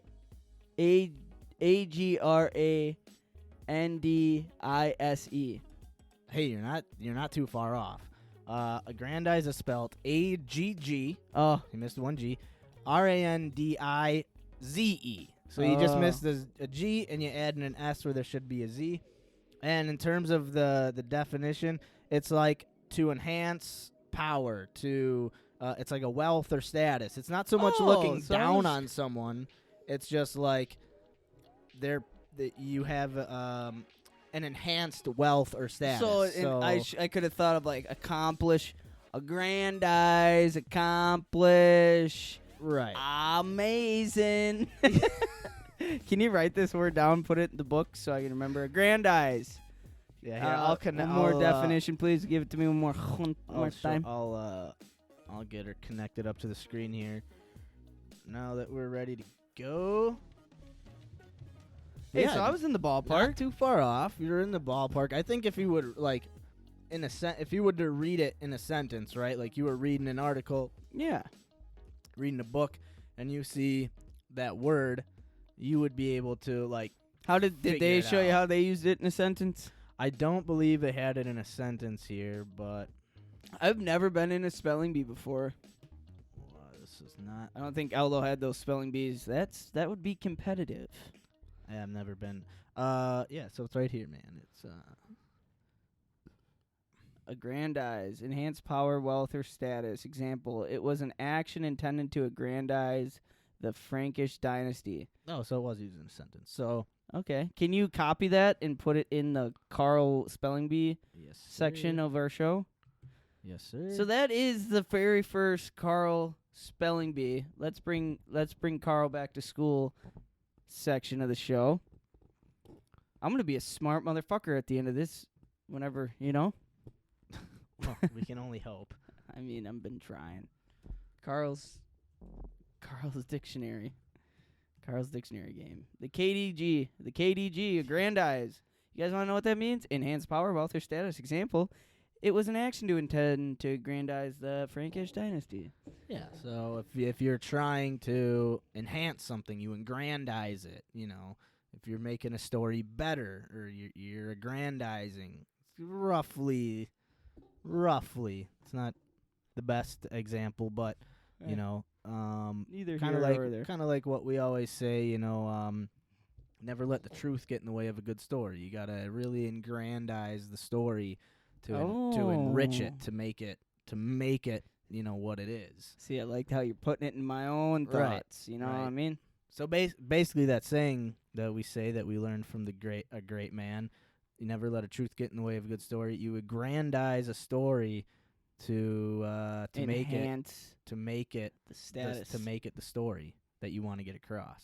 So let me tell you guys a little story, huh? I can't wait for this. A poor man meets a rich man around Christmas.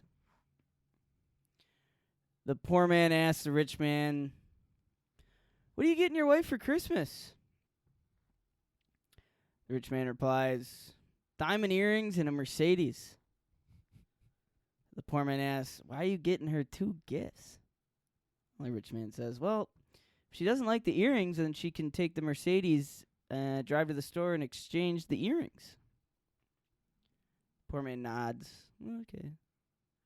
The rich man asks him, "So what are you getting your wife this year?"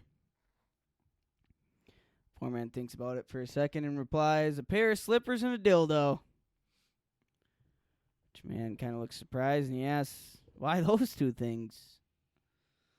Well, the poor man responds, "This way, if she doesn't like the slippers, she can go fuck herself."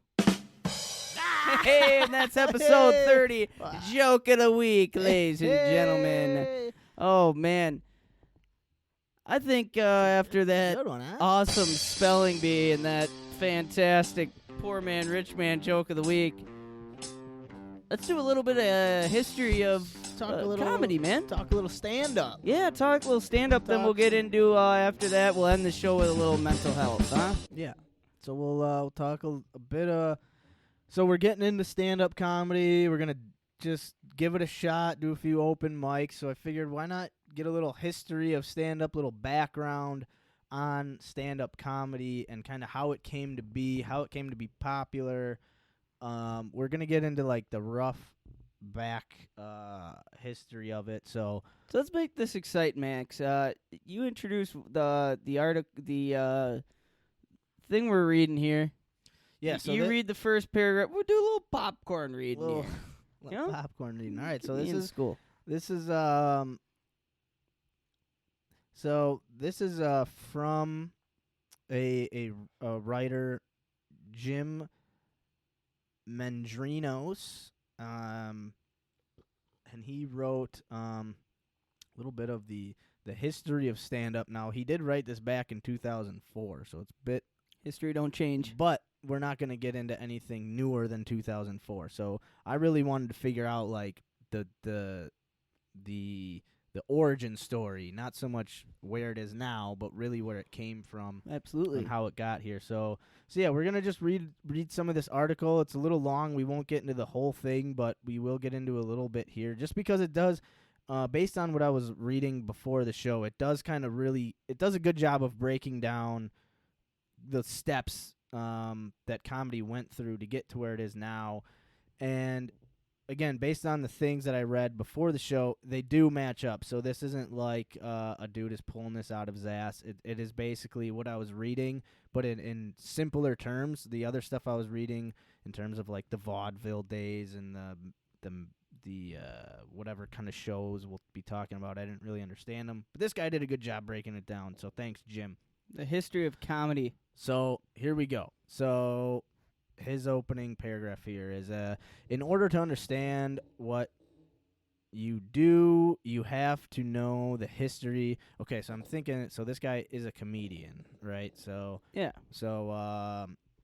he has to understand the history of the art form. Stand-up comedy has a particularly rich history, especially considering how young an art form it is. How young?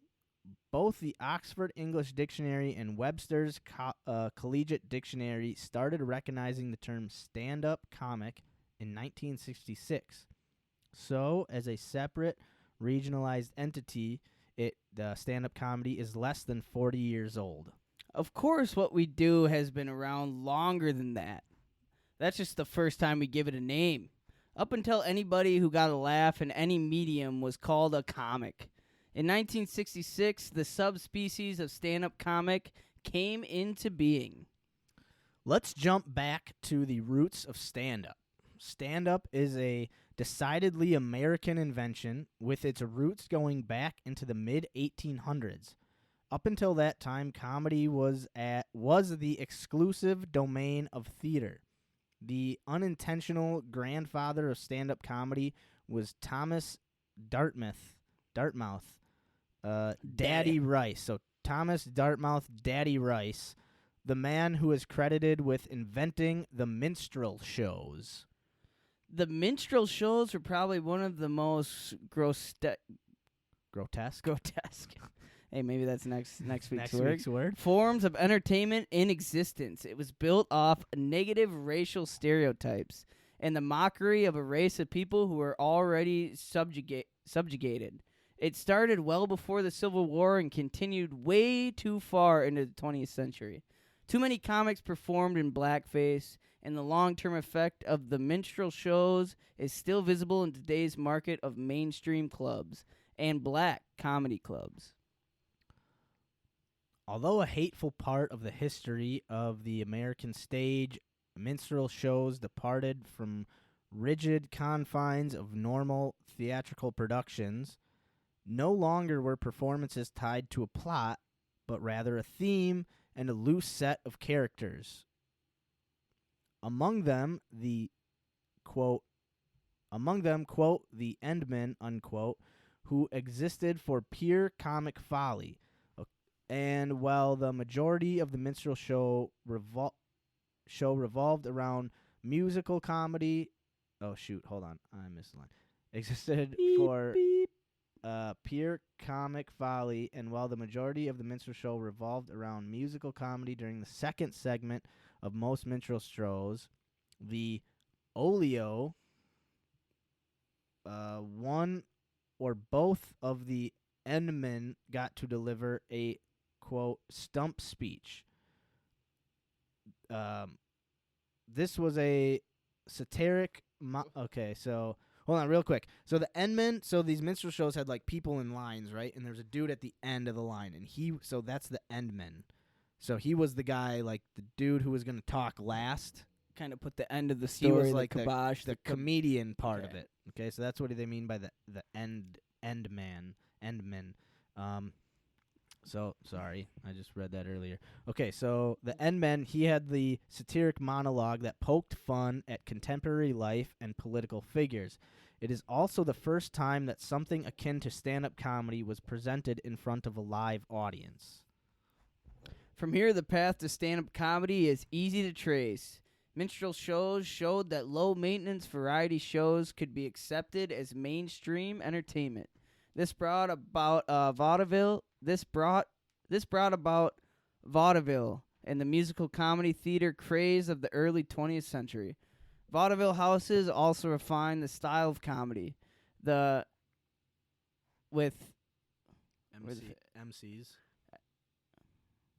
Refine the style of comedy with MCs speaking rather. What is MC like the DJ, like the host of the show.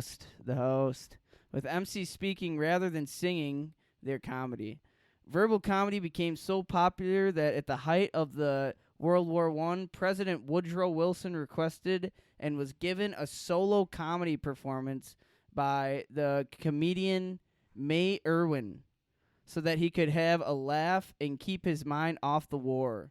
Was she successful? She was given an unofficial title of the Secretary of Laughter. So I guess she was. Vaudeville showed that comedy could work on large stages, but burlesque provided that it worked even better in an intimate setting. While most people mistakenly think of burlesque as cheesy bands and strippers, the truth is that burlesque was to the lower middle class what vaudeville was to the upper middle class. Entertainment of the highest order. So what's what's burlesque? Burlesque Burlesque? shows. Those are basically like these vaudeville shows, but Like- for it was basically like variety shows. Okay. So vaudeville was variety shows for like upper, The ritzy. more higher wealthy class people. folk. Burlesque was for these variety shows for the less wealthy, Okay. for the lower middle class. What vaudeville was to the upper middle class. So it was just okay. it was entertainment that you couldn't get anywhere else but these shows, and it was the best entertainment that each group of people could get. Okay. It was only in the waning days of burlesque that it turned into a glorified strip show. So burlesque it sounds like burlesque kind of moved into more of like strip clubs, strip shows, where vaudeville evolved into more comedy. Oh, okay. I think that's kind of the I mean, that's kind of what I'm yeah. getting here. So while vaudeville usually featured 9 variety acts centered on a headliner, burlesque borrowed heavily from the structure of the minstrel shows. In fact, both minstrel shows and burlesque used a 3-act structure, and the second and third acts were identical. The, quote, olio, O-L-I-O, followed by a 1-act parody, or, quote, burlesque, of a popular play. The comics in burlesque did both sketch and monologues, and with the smaller-sized houses, the intimate, interactive style that became stand-up was born. Okay, so right up here it said burlesque turned into a glorified strip show, but now it's turned into 3-act structure. that turned into stand-up. Second. So that's a little confusing. But so basically there's just these, I'm kind of getting that there's these different styles of shows, right? Probably different styles of comedy and Right, different, and they play to their audience. I'm guessing, I'm kind of picking up, and it, it's kind of what I'm starting to think. Like, you And know, it's- maybe the vaudeville is their comedy, their sketches are maybe a little more dry humored, stern, higher class style of comedy, sure, where these burlesque burlesques shows, are a little more risque, a little flashier, a little a little dirtier, yeah, a little little- on the edge, maybe. yeah. That's kind of what I'm kind of getting Okay, out of it. You and know what I mean? They kind of merged a little bit. Yeah. Is it, what is it? The Gold Nugget or is it the Oval Office? What are we getting here? Right. All right, so yeah, I don't know. It's a little confused. Just it's basically entertainment and how people consumed entertainment and how. So let me give you this. Burlesque is defined as an absurd or comically exaggerated imitation of something, especially in a literary or dramatic work. okay. A parody. So let's look up. How the fuck do you spell vaudeville? Vaudeville. Vaud. Okay, here we go. Vaudeville, a type of entertainment popular chiefly in the U.S. in the early 20th century, featuring a mixture of specialty acts such as burlesque comedy and song and dance. So you see like the song and dance, a little more acting, a little more show More like refinement to it. yeah, exactly. Where burlesque is more making fun of. It's not trying to be so, like buttoned up. It's more of just making fun of.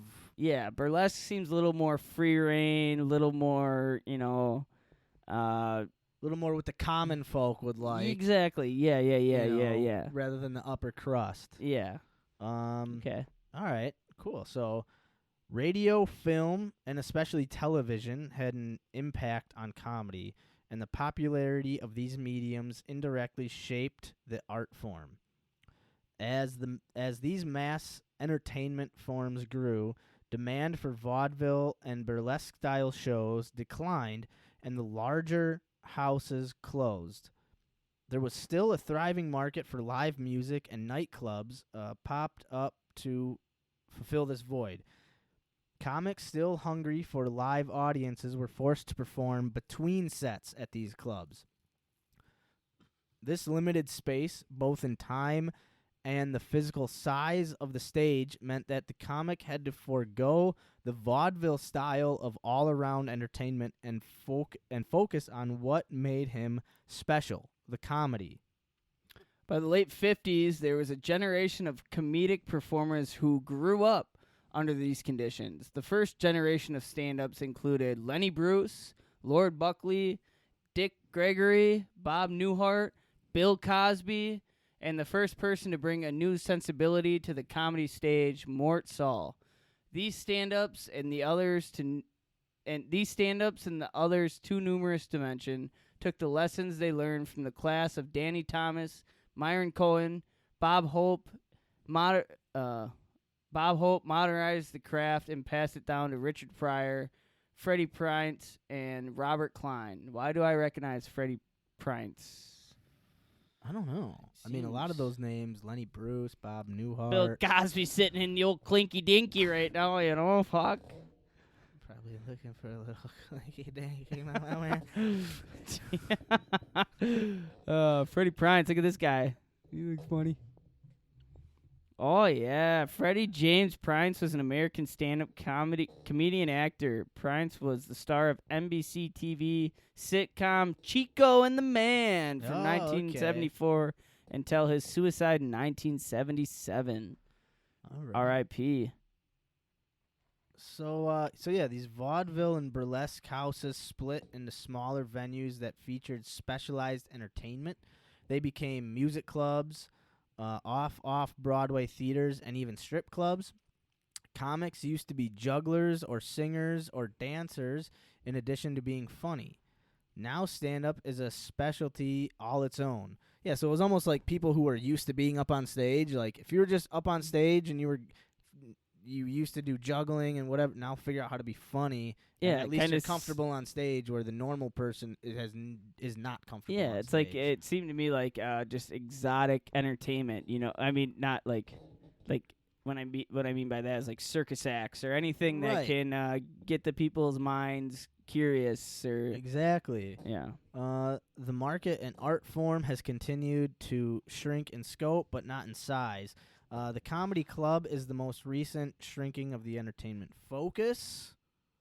All these elements came together at just the right time in history to give birth to the art form called stand-up comedy.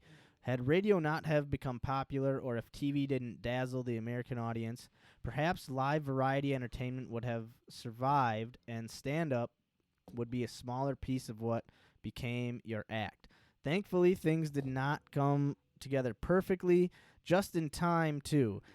This writer can honestly say that he's happy to have been part of the experience, seeing George Carlin perform The Old Soft Shoe. So who was the first stand-up? Another incredible artist whose name has been eluded history, just like the first painter or first poet. However, he is an artist whose legacy lives every time a stand-up steps on stage.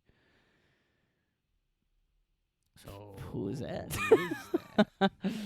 All right. I guess it's just kind of... I guess that kind of... No one really, like...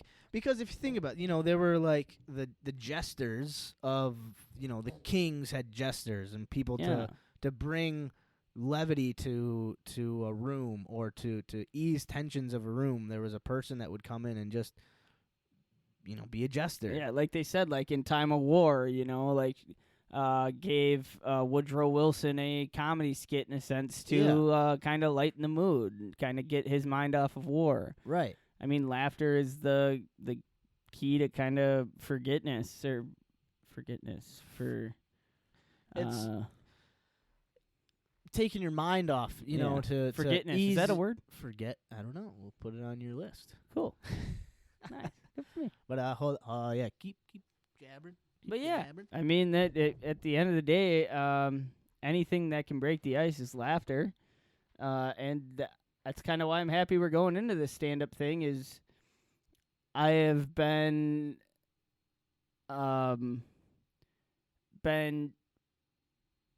in situations where people have made me laugh, and it has made bad situations better. I have been in a situation where I have made people laugh that has made bad situations better, and people go to comedy shows to, I think, forget the reality and forget, the harshness of reality and things going on. You know, comedy shows are for just pure laughter and joy, and the more I think about it, if I can go in front of a crowd and if somebody's having a bad day, they come to watch me and I bomb, and they can just laugh at the fact that I fucking bombed and go home and not think about their bullshit and not talk about their bullshit, but talk about like, hey, that little fucking stumpy kid sucked today. That was hilarious. Yeah. Hey, cool. And that's honestly something I've thought about, like, trying to mention if I try stand-up, is be like, hey, I feel like stand-up is a way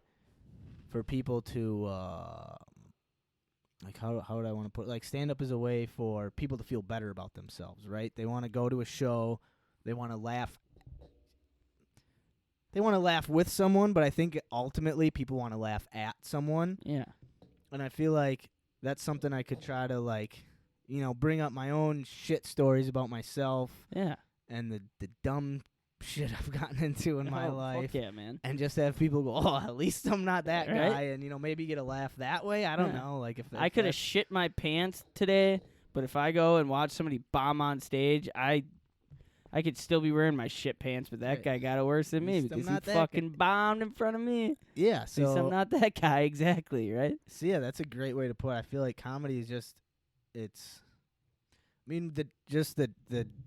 when I hear comedy, you think of, like, to me, I think of lightheartedness, like making yourself feel lighter than what you are. Like, don't be so bogged down by all the stresses of today when there's someone up there making jokes about those same stresses. Like, Yeah. don't, like, Reinvent reality a little bit when you're in those fucking situations. yeah, I mean, and that's the part I love about comedy, but also the part that makes me scared to try it. Like, it is because it's such a like a cool, important thing for people that I don't want to get up there and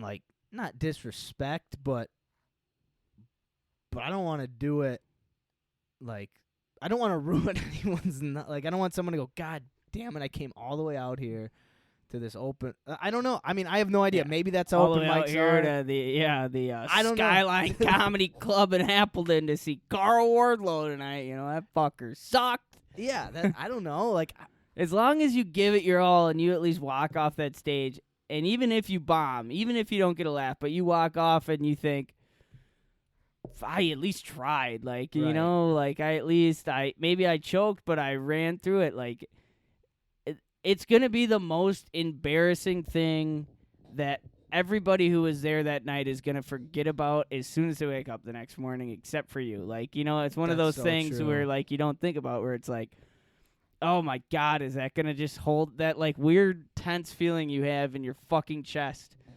even thinking about it? Like, you're going to have that for days after it, even if you do great or if you do bomb, whatever it is. You're going to have that feeling, but that person who is there watching you is going to take a shit that next morning and fucking think about that shit more than they think about you. Like, it's so true. you know, but it's so true. And do you ever, like, because we've kind of both thought about, little, like, sketches or ideas we've had for a comedy sketch, right? A Yeah. comedy, however many minutes. did you ever like find yourself getting nervous, like thinking Oh, absolutely, about every time. like every time like I think like, oh, this might be like something funny I could try to say. My heart will start pounding. I'll start like envisioning myself on stage and like no one's laughing, but I'm trying to go through the whole and I'm just mumbling, stumbling through it like I'm doing That's right what I'm now. like. Every time I'm like, I hope I only have a minute. But then I'm like, Right. but what if I can't get my whole story out in a minute? My asshole starts sweating, and I'm like, oh, geez, Everything starts clenching. everything starts clenching up. My face gets red, and all I'm doing is sitting in a chair by myself. But I'm Every time I think about it. yeah. Every Okay, time that I think happens to about you it. too? Okay. And your asshole will not be released until you get off the stage, man. Dude, I was thinking about this. I clenched. was like, I might like dry heave, like Yeah. actually, like I'll be so nervous before I go. I'll get up and I'll just. Dude, the one time I went, I'll be laughing my ass off. dude, the one time I went to that stand up, that Kill Tony show with Tom. Yeah, you put your name up there, bro. Dude, every time there was I'm pretty sure I had a panic attack at one point. I have never felt such a tightness and such a pain right where my heart is. I thought I was having a heart attack because And it's so minuscule. It's so like, but it's like I can't escape that feeling. But there's no, like, what is this gonna affect? You know, what the Right. fuck? You do a minute on stage, someone's coming up right after you.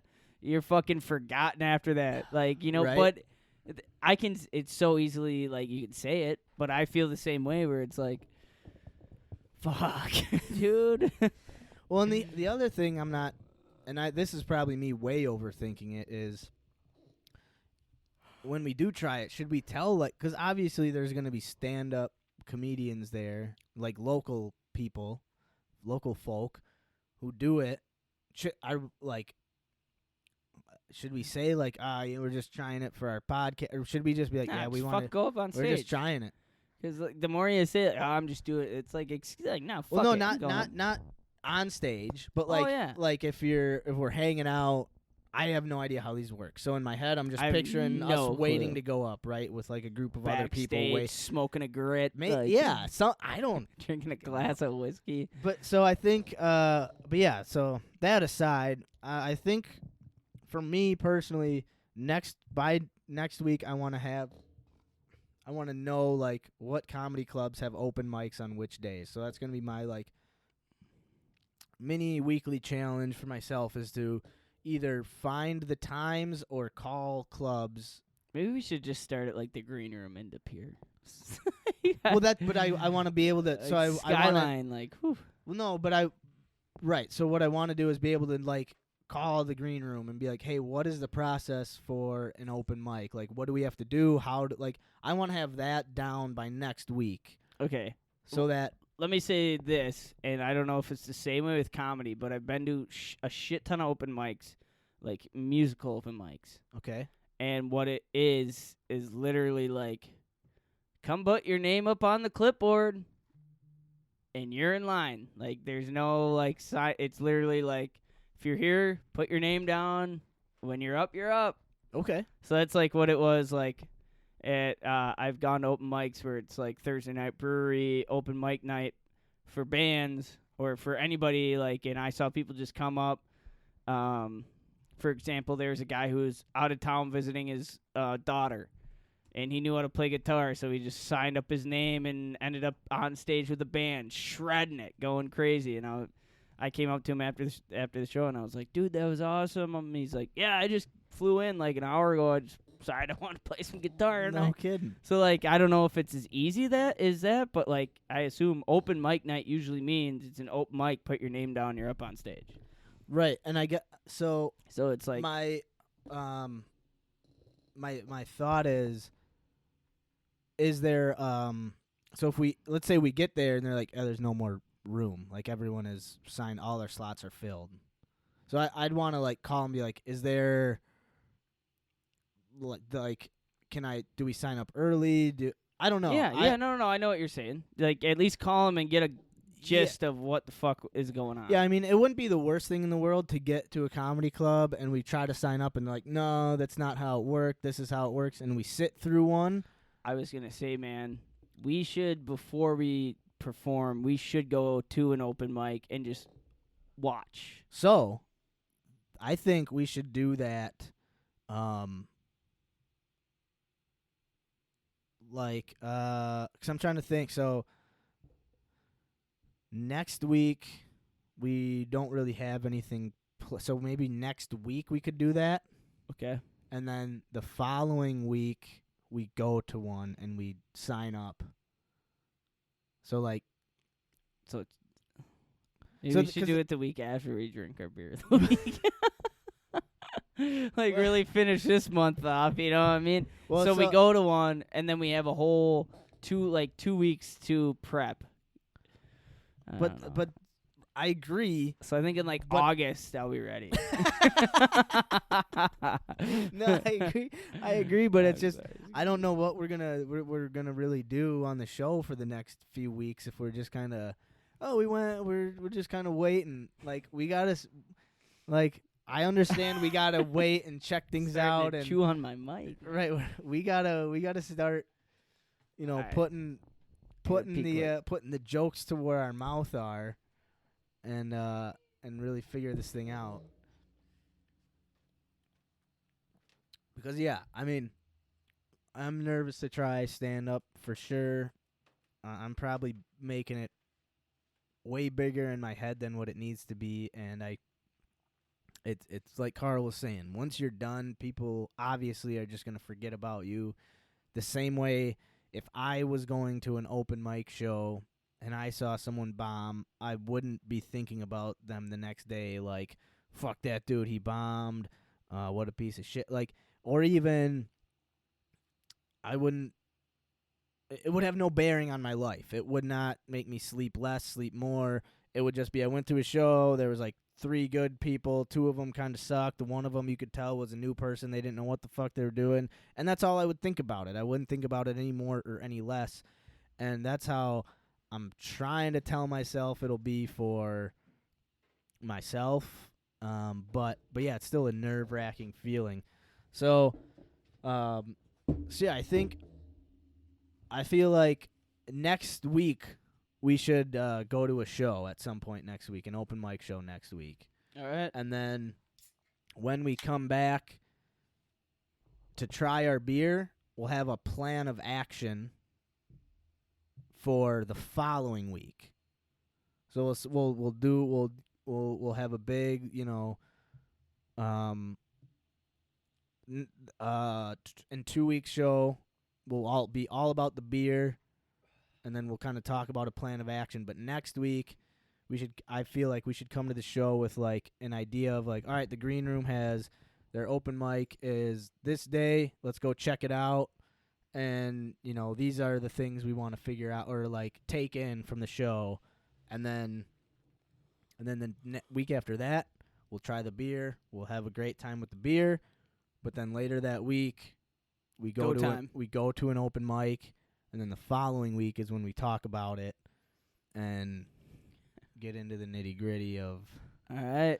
how And then bad we shit our pants. yeah, and I mean in that week too, like then it's what's the next monthly challenge too? Like, you know, like I mean I'm not even thinking I'm just trying to think about that. Nah, I'm pumped, dude. I'm excited for this because I am really nervous about it. That's what makes me excited is it's been a while since I put myself in a situation where I'm like super fucking gut nervous, butterfly, like when I know it's a situation where it's like I'm just putting myself out there. There's no consequence behind it. The only consequence is not making people laugh and bombing and then waking up the next day and it's whatever, it's done. Right. But the whole sense of like preparing, being super fucking incredibly nervous is exciting in a sense because it brings a little thrill, dude. It brings a little like, instead of thinking about everyday bullshit, I'm going to be thinking about, oh my God, I got to go tell jokes about whatever in front of people I don't know. And I mean, another cool thing, for me, it's a bucket list thing. oh, absolutely, man. As a kid, and not that, like, I studied it or I was, like, paying attention because one day I wanted to do it, but I've just always really enjoyed watching stand-up comedy. Like, it's always just been, I think for a lot of people, it's just been something you super enjoy, and you're like, oh. And, I don't know, I don't know, there's always a little bit in you that's like, oh, I could do that. I could do it. But you never actually do it. And you tell yourself, one day I'll give it a shot. I just always enjoyed like the comics who like just the storytelling, like the way they can just suck you into a story Right. and come out the other side with a punchline or start like I think one of my favorite comics, Dave Chappelle, the way he can start a show with a story, and the end of the story is kind of not a punchline, but like a reasoning behind that story, and you kind of forget about it. And 2 hours later, at the end of the show, his punchline, the ender, comes all the way back to the start, Yeah. and it's just like fucking hilarious because it's like, oh my, I totally forgot about that, and you just sucked me into this whole show, and then all of a sudden I'm coming back, like just the way of getting your audience's attention and being able to really suck people into just what you're going through, the situation, being able to really animate it for people. And I am gonna take our our great influencers advice while I do this, where I am not gonna let the truth get in the way of any goddamn good story I tell. Well, it doesn't even have to be a good story. It just has to be a story. You don't let Yeah. the truth. If And there's the a truth story doesn't- that ends, and you're like, it's not really funny, but that ending is crazy. I wonder if I could just make this funny. Like, Yeah. fucking do it. I mean, that's most comedians, from what I understand, just on listening to them talk. None of the stories that they tell you are true. Even if they're like, this story is 100% true. It's not. It's embellished. And that's at the part parts. about it. It's like, it's gotta be true. It's polished. The things that a secondary character that added a little one line in that, how did that tie in so perfectly just a few lines later? Like, wow, what a coincidence that they said that. Well, they didn't actually say that. They said something along those lines that the comedian polished, made it nice to make it fit into their story. And that's the beauty of comedy. That's the beauty of a comedian, is that they can wrap you in and make it feel so they can make it feel real, and you don't go like, no way, that's bull. This guy's just bullshitting me to be funny. It's like, you start laughing. You're like, that's funny. How did that happen? Oh my god! But you also have to understand that like you will have those people in the crowd. It's like people watching like a fictional movie.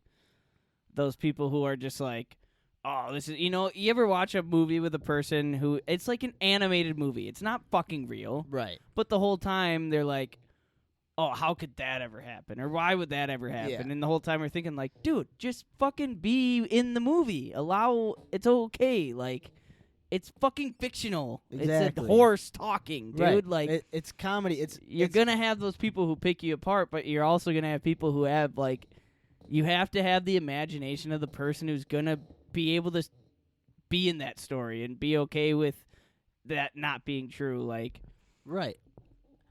I don't know, dude. I think the biggest thing that I've heard from a lot of people, like listening to things, or even family members who talk in front of people, who have to be in front of big crowds, is like, it's all about your energy, man. Like, it's what you bring to the stage. If you go up there and your tail's between your legs and you're, my name's Kärel. It's my first time on stage. Right. Just laugh along with me. Or right away, people are gonna be like, oh, fuck this guy. Right. Or if I come up and I'm like, what's going on, motherfuckers? I'm drunk. Fuck me. I'm gonna tell you some fucking stories, and people are gonna be like, all right, well, I'll listen to this guy. He sounds like an idiot. You know, like and it's just about bringing that excitement and energy to, being above and beyond. And I don't fucking know, dude. Like, that's what I get if I feel like I'm trying to do what I would look for in a comedian or to a speaker at all. I mean, Absolutely. That's, so I'm in. And I don't that's the nervousness about it, But all right, we've talked a little stand-up comedy. We've talked about how nervous we are and blah blah blah, and And we'll keep going. I mean, fucking scared to try it, but we're still gonna try it. And Yeah. la da da da da. Fuck this, fuck that. Let's get into our next segment here. yeah. I mean, I say, let's end this show on a serious note. Something we're trying to bring back and kind of put an emphasis on is just real shit, mental health, man. And Max just broke his brand new chair. You definitely broke it. I see it. It looks broken. Broke the fuck out of this chair, man. Yeah, Holy dude. shit. No, it was already broken before I. It was broken I didn't know if before. that was your back or the chair. I wish it was my back. That would have been a good card. Oh, But anyway, God. serious note. Yeah, Serious so we're note. gonna, mental health. It's something we struggle with. Every single human being on this earth struggles with. So instead of just talking about it, a fun way for us, not a fun, but a easy way, relatable way for us to kind of get into it. I'm gonna come with a quote, a phrase, a saying about mental health. I'm going to say that quote or saying, and then we're just going to kind of spitball off it and just kind of leave you guys with a little bit of thought and just kind of take it as you can. And this is just raw, real thoughts. So we're going to end episode 30 with mental health quote of the day. Yeah, let's get into it. And we're going to see what Max has to say, man. And me. Oh, I already ended the song. Cool. Well, I'll put it on. Yeah, no, I think last week, as you pull that up, last week we got into some good conversations. Yeah. I think I really talked over Kärel quite a bit last week. No, it was good talk, dude. It was From what good I can talk. remember, which isn't much. Yeah. No, I'm just kidding. No, I Are think you kidding? I not entirely joking there. I definitely had a few too many IPAs before I started talking mental health. So It was good talk, though. it was good. I mean, it's always good to get things off your chest regardless. I felt good leaving the show. I felt good. Felt like I got some stuff off my chest. Yeah, I felt good, too. But then the next day I felt like, ooh, what did I... a what? little bit of anxiety. A little bit, but again, it's kind of that same thing. Like, no one remembers. No one cares. We got like 3 people that watch this show. Who gives a fuck? So... Shout out you 3. Shout out. No, so it's all. I think it's always good, and I really liked the quotes from last week. It was something about our stories, Yep. something about our personal stories and how we have to give those up to Yeah. make new stories or something. Don't let your story get in basically, the way of yeah, who you are. who you are. Yeah, be able to move past.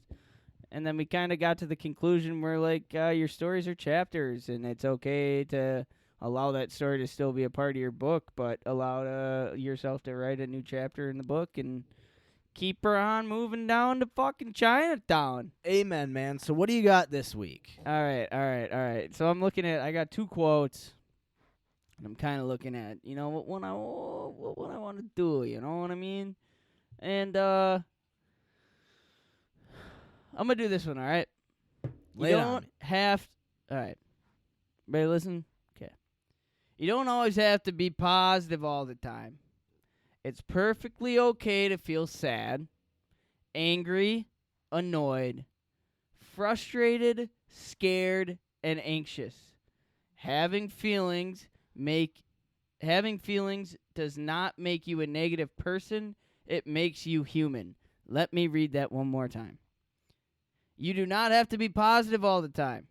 It's perfectly okay to feel sad, angry, annoyed, frustrated, scared, and anxious. Having feelings doesn't make you a negative person. It makes you human, Max. Yeah. No, amen. I mean, agreed. And that's my first thought when I hear it is that a lot of times through whatever medium it is, entertainment, social media, internet, whatever, we feel like there's certain emotions that are okay to portray, and there's certain emotions that are not okay to portray. Absolutely. And it's kind of maddening when you're like as any person I could imagine when people are saying you shouldn't feel this way or a certain way, or you think you shouldn't feel a certain way based on what you see in the world, right? You think the successful people, the quote-unquote successful people, don't portray these types of emotions, but then you're sitting there going, but I feel those types of emotions. So you go, okay, well, I can't portray that. I can't show that to the world. I have to show what this. In order to be successful, I Right. have to These are the act that way. These are the emotions I have to portray or act like or put into my life. And that's really hard. I mean, I remember growing up and just thinking like seeing people dress a certain way on TV and thinking like I had to dress that way. But then being like, just as the human I am, I'm a little bit on the smaller side just in terms of stature. Shit didn't fit me. Like I had to, and it made me feel like it made me feel like less of a person sometimes, where I was like, well, if I can't wear the clothes that this cool person's wearing, then I can't be cool, you know? And I feel like maybe that feeling is portrayed throughout your life, where you're like, if I can't do this, then I'm not cool. If I can't travel, I'm not cool. If I don't have the exact job I want, I'm not cool. Or cool is probably not the good word. No, that's good enough. I'm yeah. not validated. I'm not a strong person if I don't have the things I see in the world. And man, I feel that 100% and it's really hard being okay with yourself and just accepting who you are and where you are in the world. Yeah, and a part of that whole process is being frustrated, being sad, being annoyed, being scared, being anxious. I mean, a big thing for me growing up, especially when I hit high school, was, going to high school parties and looking like I was 12 years old, being the shortest, youngest looking dude out of my friend group, not people not. High school was a hard time. People were judgmental, and people were shitty. But at the same time, those same people are sad, anxious, mad, frustrated the same way you were, same way I was. So if, I remember going to parties and kind of, seeing my friends get the attention of these pretty girls or these, the cool guys, and I was friends with all these guys, but I held myself back because, I was short and I didn't fit in with these guys. And so I went through these emotions of being sad and angry and annoyed and anxious and frustrated, and I didn't think it was okay. It was always like, it's why is this something I'm getting frustrated? Why am I sad for this? Why am I sad for being short when there's somebody who, can't walk or whatever? And I will say, I mean, the farther I've gone in life and being accepting of my anxiety or my depression or even my happiness, it's like these are real feelings that every fucking human feels, and if you don't have these feelings, then I mean, what really makes you, what makes you feel a certain way? If I wasn't sad or frustrated or annoyed about being short or thinking I was the outcast, I would have never gotten to the point where it's like, well, if I wasn't the way I am now, I wouldn't be fucking Kärel. I wouldn't be Stumpy. I wouldn't be Smalls. I wouldn't be this guy that people love hanging around with, Like, sure. So, I mean, when I read this quote, I mean, my anxiety, my frustrations, and my anger, and my sadness, and my depression are all things that make me who I am, and is paralyzing as all these things can be to my life. They're important because at the end of the day, I mean, there's no such thing as happiness every second. I mean, you have to feel all these things to be happy at the end of the day, You can't be positive all the time. You have to have all these feelings to feel that happiness when you can feel that happiness, and I think that's what makes happiness and joy even better. Do you like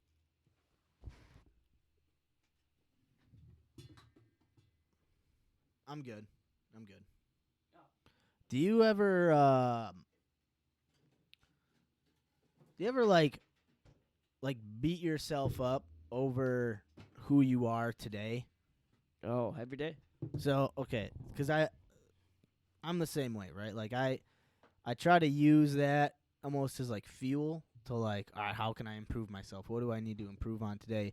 But sometimes I find myself where that's just like I'm just constantly telling myself I'm not good enough, but so I'm trying to improve, right? So it's like I'm trying to use that mindset of I'm not good enough to improve and better myself. But I was listening to this dude talk kind of about that, and he said, just give yourself, and I haven't tried this yet, and I don't even know. I kind of tried to think through it, but he said give yourself a little bit of time, whether it's a minute or an hour, to just sit and tell yourself that where you are in your life is perfect, and you are perfect, and now you have this opportunity to go to the how did he put it, like the most intense school of like self-realization of like you are perfect, you are exactly where you need to be and exactly how you need to be to improve yourself going forward. Can you say that one more time? Yeah, and I'll try to let yourself. So like take like meditation basically, right? You just you put your phone away, everything away, and you just let yourself think about that you are perfect.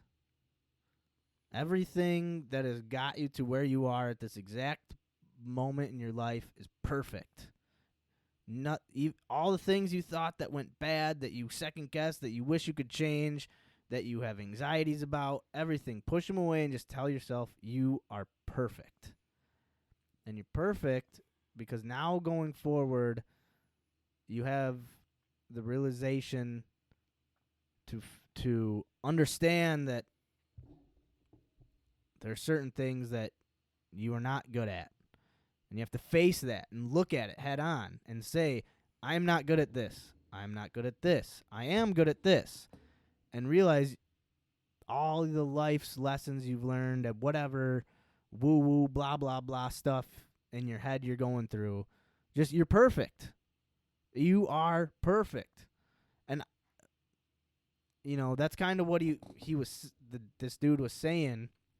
And it was kind of a ramble, and that was a chunk I took from it. He never really got to finish his point, so I don't know if I'm probably not explaining it well, so I apologize. You are. But the way I interpret it in my head is like, and it's a tough thing because I've never been able to do it, but for a split second in time, let the anxieties and emotions you felt, let all those times you second guessed yourself, all those times you remember back talking to a girl and you wish you would have done this differently, or back in high school when you were doing whatever, you were on the football field and you wish you did this differently instead of you went through this hole instead of this hole. Like, let all that go, and just everything that's built up to this point right now is perfect. It's exactly what it needs to be, and then build and grow from there. Don't keep and after that time, that minute, that half an hour, that hour is done, then sure, yeah, go back to beating yourself up, but for just a moment in time, let yourself just imagine that you're perfect and that you're going to grow from what the experiences you've had. I think that's fantastic, man, because why aren't you perfect? Why am I not perfect? Right. What the fuck is perfect? I look at myself, I'm in debt. I'm not working the job necessarily I want to be working. I don't think necessarily I'm in the place I want to be in my life, and so on and so forth. And I am so easily immune to digging myself into holes because of small little reasons of decisions and things that I put myself in. But like you said, stop and think, well, I'm perfect right now. I have a job. Okay. I have small bits of happiness I find myself in. I have family. I have and exclude all that self. I have, I am smart. I have these little things, and I like what that guy said, because no one at the end of the fucking day is perfect, no matter how much money you have, no matter the things you have done, no matter anything. No one is perfect. Everybody has their flaws. So if nobody's perfect, why not put yourself at that pedestal and hold yourself humble for a second and build off that? Like, it's I mean, like, thinking about it, it's fucking impossible. It's an impossible thought. Like, but Right. it's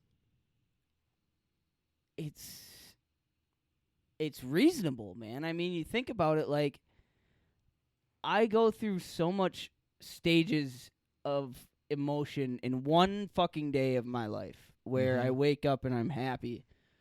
Okay? I wake up, maybe the day before I woke up and I had been frustrated about something, so I woke up angry, or I drank too much and I was hungover, and so this day I woke up and I woke up early and I ate breakfast and I'm happy. But then I get to work and one little thing bugs me off. Now I'm fucking off. Right. And I work through that, and then I do something that I'm proud of myself. Then I'm happy again, or then I am disappointed in somebody else, and it's just a fucking endless run of emotion that I think everybody goes through, where it's important. It's important, and it's very difficult to kind of suck yourself back in for a second and just think, like,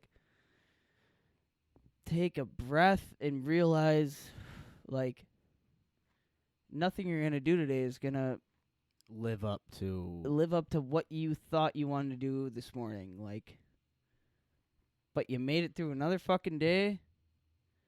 You got, like, it's impossible, the expectations I put on myself, and I think everybody puts on themselves. Like, it's impossible to hit that fucking finish line. Yeah. In a day, in a lifetime, I think.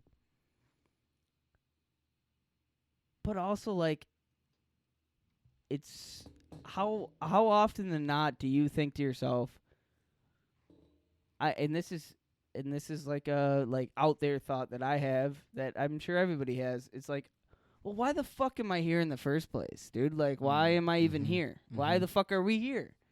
Am I here?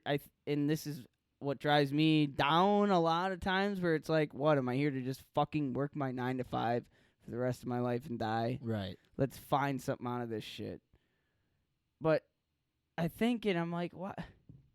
Why am I so fucking down on myself today because I forgot to brush my fucking teeth or something? Right. Where, like, how rare and impossible is this? Like, fucking live your fuck it. You forgot to brush your teeth, or you got a speeding ticket or a DUI, whatever. Live your fucking life the next day, like. But like you said, like, if everybody just stopped for 1 second and told themselves that they are perfect and just gave themselves a fresh slate for that day, for that hour, for that minute, puts a little perspective in your eye, where it's like, right, why not? Why not give yourself that? And especially for like us. We have good families, good friends. To live in the United States is a pretty, as volatile as it is right now. To live in Wisconsin. It's we're pretty lucky, right? There's billions of people living in India right now, or billions of people. There's millions upon millions of people living in China right now who can't access the full internet because their government tells them this is what you can and can't see. There's people in fucking Detroit who don't even have water to drink, man. Exactly. A couple hours away from us, man. And, man, you know what I was... Okay, this is a way left turn here, but I just got to bring it up for a quick second. So, I was thinking, right, okay, so one of a conspiracy theory I have in my own head is that there's a whole nother species of human-like people living at the bottom of our oceans, right? So let's just say that's a thing. Let's just say that's true. Let's dive into that. Let's just say it's true, right? And at first I was like, oh man, it'd be so great living at, not being human. Like, how cool that would be to not be human. Like, just be out, you live in the oceans, you've had whatever, all the human problems are gone. You got no issues, no worry. Like, I was like, there's whatever problems we have are probably kind of the same down there. Like, okay, there's 7 billion people. There's probably 1 billion, I don't know, maybe more or less, give or take a billion or so, that live as freely as we do. Like, we are so lucky to live as free as we do. Yeah. And to think that, like, I would want anything else other than what I have is natural to think, right? I feel like that's a natural thing to, like, I want more, I want better. We're always trying to better ourselves, and in that way, we're in our minds, we're trying to be better. We want better. We want more, right?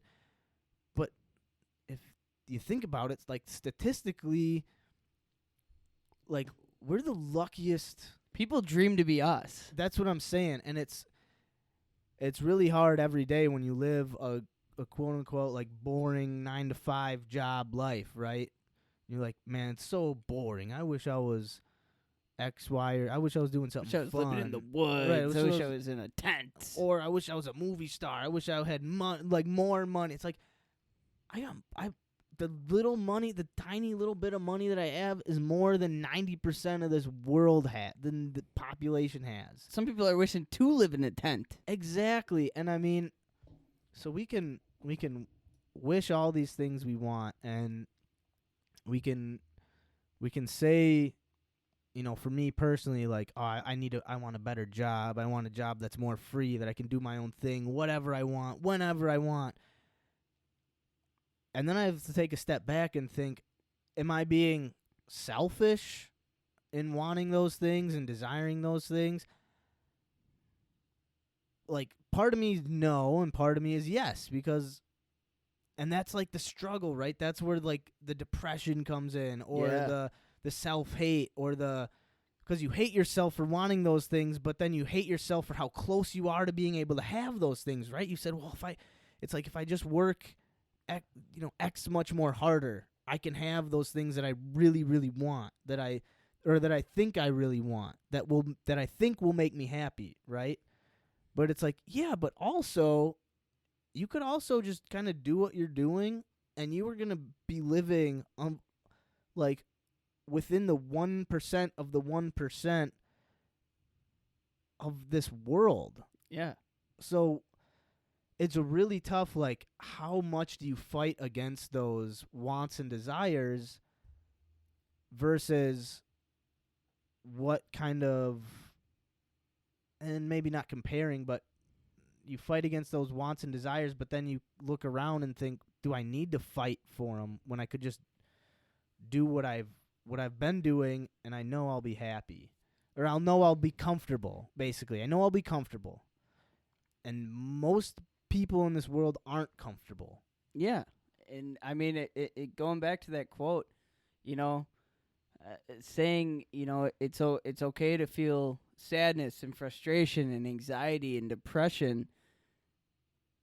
All those feelings, I mean, happiness and sadness are conceived from both of those. Like, it's only human to feel that way. And at the end of the day, I mean, the shitty part about, this quote, I guess, is this sadness and frustration and anxiety and depression and happiness are all things that are gonna that are destiny and our I don't know what word, like self-doubt. Those are everything. Every feeling we feel as a human are conceiving those good, those encouraging, but also like depleting thoughts. Like, I mean, it's like they're part of being human. It's part of being human, and I guess, I don't know, we didn't branch away from the quote, but like, at the end of the day, I guess like being human, the thoughts we have, it's kind of a torture trap in a sense, where it's like I can Right. never be fucking content. Right. You know, I can never be content because if I'm too happy, I am taking advantage of what I have. If I'm too sad, Right. I'm being fucking selfish. You know, like it's just so. I don't know. What do you do? Like, Dude, I don't know. what do you fucking do? But other than be grateful for what the fuck you have, even if like I mean, for me at the end of the day, I have a job, I have a family, I have a house, I have money to pay to fucking eat some food and drink some beer and smoke some weed once in a while. I mean, goddamn, that's way more than a lot of people have, dude. So I'm grateful, but I'm not.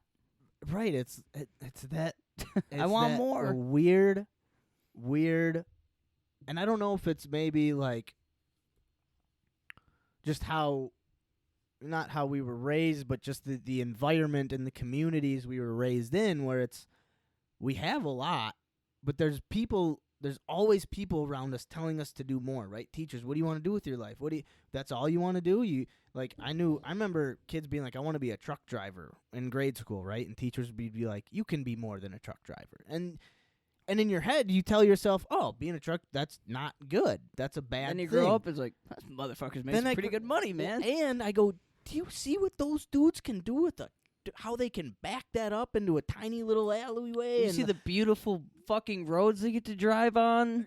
You know, like, yeah, it's like, I don't know what it is, but we're always being told more, which, again, I don't know where that comes from or where it stems from, but for some reason that's what we always are told, or we're that feeling is always invoked in us, right? It's always like, what? Okay, you did that. Now what? Okay, you've done that. Now what? Now what? Now what? Now what? Okay, you've worked at a company for 20 years. When are you gonna retire? How long is it till you? Okay, now you're retired. What are you doing? That's the fucking. Are you investing? What are you? So you're just okay with kind of coasting then? You know what? So you are investing. Okay, how much are you investing? Oh, that's all you're investing? That's not enough. You Why are could you make investing more. there? You could make more. That's the house you have off your investments. You could get a bigger house. That's the land you have. You could get more And land. it's like, shut the fuck up. This is my investment. And you know what is always drive me nuts, which it is not fair to press against other people, and I have, is I've always hated the question like, okay, well, when do you plan to retire? You know, when do you plan to live your life? And it's like, fuck you, dude. I'm not waiting till I'm 60 years old to be done working so I can fucking have a couple grandkids and a kid and travel. I'm not fucking waiting my whole life to live a fucking job of 5 to 9 for 40 years so I can have maybe 20 years to fucking do whatever I want. If I make it to 60. Right. Fuck that, dude. I'm going to work a job that is, whether I like it or not, I'm going to work a job, but I'm also going to live a fucking life, dude. Like, I've always been so against the just standpoint of we fucking work, we retire, and we die. You work to retire so you can live, and then you die. It's like, well, why would we waste 60 years of our life so then we can finally live a little bit of our lives and then die? Why would I not just live all of my life and then just one day during that life, then I'm just done working. You know, I'm done doing that part.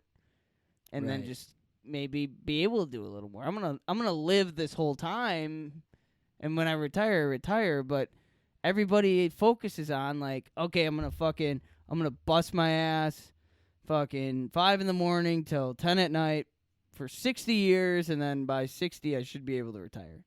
Which, if you want to do that, I'm not judging, but this is not right. But like, to me, it's like, why the fuck are we wasting our? It just seems when are we going to be able to do this again? It seems backwards to you. What are we going to just be plopped back on Earth like you're fucking dying Super Smash Bros? You just get floated back out of the sky all right, let's try this again. No, dude, like, you get 100 years is like the level in a human life. at this point, I guess probably depends where you grow or where you come from, but like 100 years is like, all right, the standpoint. You know, you live 100 years, you get a fucking stamp from the president, you die. Right. You shoot for 100. Like, yeah, you're you like, shoot man, for 100. But all like, right. why would I waste my whole fucking life just focusing on work so I could retire, so I can just focus on my life and then die? Like, Well, because this might get a little woo woo, but that's like what society. That's what society. that's what the drivers of economics, the drivers of society. That's what they want. They want people to bust their ass, work as hard as they can when they're the most productive. You're the most productive. We're the most productive at this age. Now is the time for us to be to work our hardest to push GDP, to push economic growth, to all these to not only make money for us, but when we make money, we make X amount of money for other people, and those other people want us to keep working and blah and All I about get money, man. well, and I get it. I mean, if you think like we wouldn't have the comfortabilities that we have today if it wasn't for yesterday's society. Absolutely not. Man. Right? Absolutely not. So, in ways, it's like we work till we're 60 so we can retire so that other people can live better, right? Like that's when you pay your taxes, so it goes to schools, to roads, to ambulances, hospitals, to police departments, fire departments. You know, we work because we can help our society grow in those ways, right? And that's awesome. That's amazing. Like I love that fact. I love the fact that yes, like I don't like my job all the time, but if I know, you know, every once in a while I'll remind myself that taxes are helping people. We're helping our society, the American society of hopefully free will and freedom and Fuck it's, that shit, bro. But I know, but at the same time, like, look at the countries that, and I don't think the way we do it is the right way, right? I don't think we should. I don't believe it's the right way. But at the same time, it's as humans, it's all we know. We're not good at making big changes overnight and just saying like this is the new way of doing things. It's a gradual. It's us talking about like there's got to be a better way, right? And maybe someone picks up on it and goes, maybe there is a better way. Like why? But the things about human and the mass of our population is if there's a better way, that better way is not going to come in to reality for 150 to 100, you know, like years. Like it's like right. And I know how fucking selfish it sounds to be like, you know, what I'm doing right now is going to pay for the people down the road, where it's like, fuck that. I don't give a fuck. Unless you're my kid or my family, I don't give a fuck who you are. I'm going to live my life because I'm sick of fucking working every day to fucking make money to buy a fucking case of beer and a couple fucking bags of groceries, dude. I don't care anymore. And, like, that's where my head is every fucking day of my life, where it's like I'm building windows so I can fucking live in a nicer apartment, I guess. Yeah, I'm fucking blessed to be in this apartment. I'm blessed for my situation. Yeah. And that's where the line is for me. It's like, I'm not going to fucking work this dumb fucking dead-end job to live in an apartment to just eat food and live the next day. But then it's like, well, some person's out there raising 5 children just trying to keep them above water. Like, right. Why am I bitching? But it's a line where it's like, at this point as a human, it's like, well, now that's all you gotta fucking do now. That's all we have to do is work. Like, it's a waste of a fucking species, man, and it's just but it's not. I don't know. It's just those thoughts, man. It's that anxious anxiety, that sadness, that depression, that frustration that I'm going through right now. All of it, and trust me, I'm right there with you because I say the things I've said to myself in my head 3 million jillion times trying to pull myself out of exactly the thoughts you were just having. Is like, no, fuck, like, I only have this one life. I'm sorry that if the way I'm trying to live it isn't the way that is most helpful for future generations, but I feel like the way that society has been telling me to live my life to help future generations, I feel like it's a little backwards. I feel like it's a little fucked up. I don't feel like that's how it has to be. I don't feel like I shouldn't have to do whatever, like I shouldn't feel like I'm only living for the next day to help future peoples. And I don't, and that's, man, I don't. It's like the hard place to stand is like at a point where do you just live for yourself without feeling guilty? And I think that comes when, like, we are in a position, lucky enough, where we can look for new jobs, or we can look for new ways to sustain our lives, right? And not necessarily money. If you want to be a farmer and you want to grow vegetables and raise cattle, like, yes, that technically that equals money in the long term, right? Like, you can sell your cattle to make money and vegetables, whatever. But but really, all you're doing is you're living to sustain your life. Human society. You're living to your.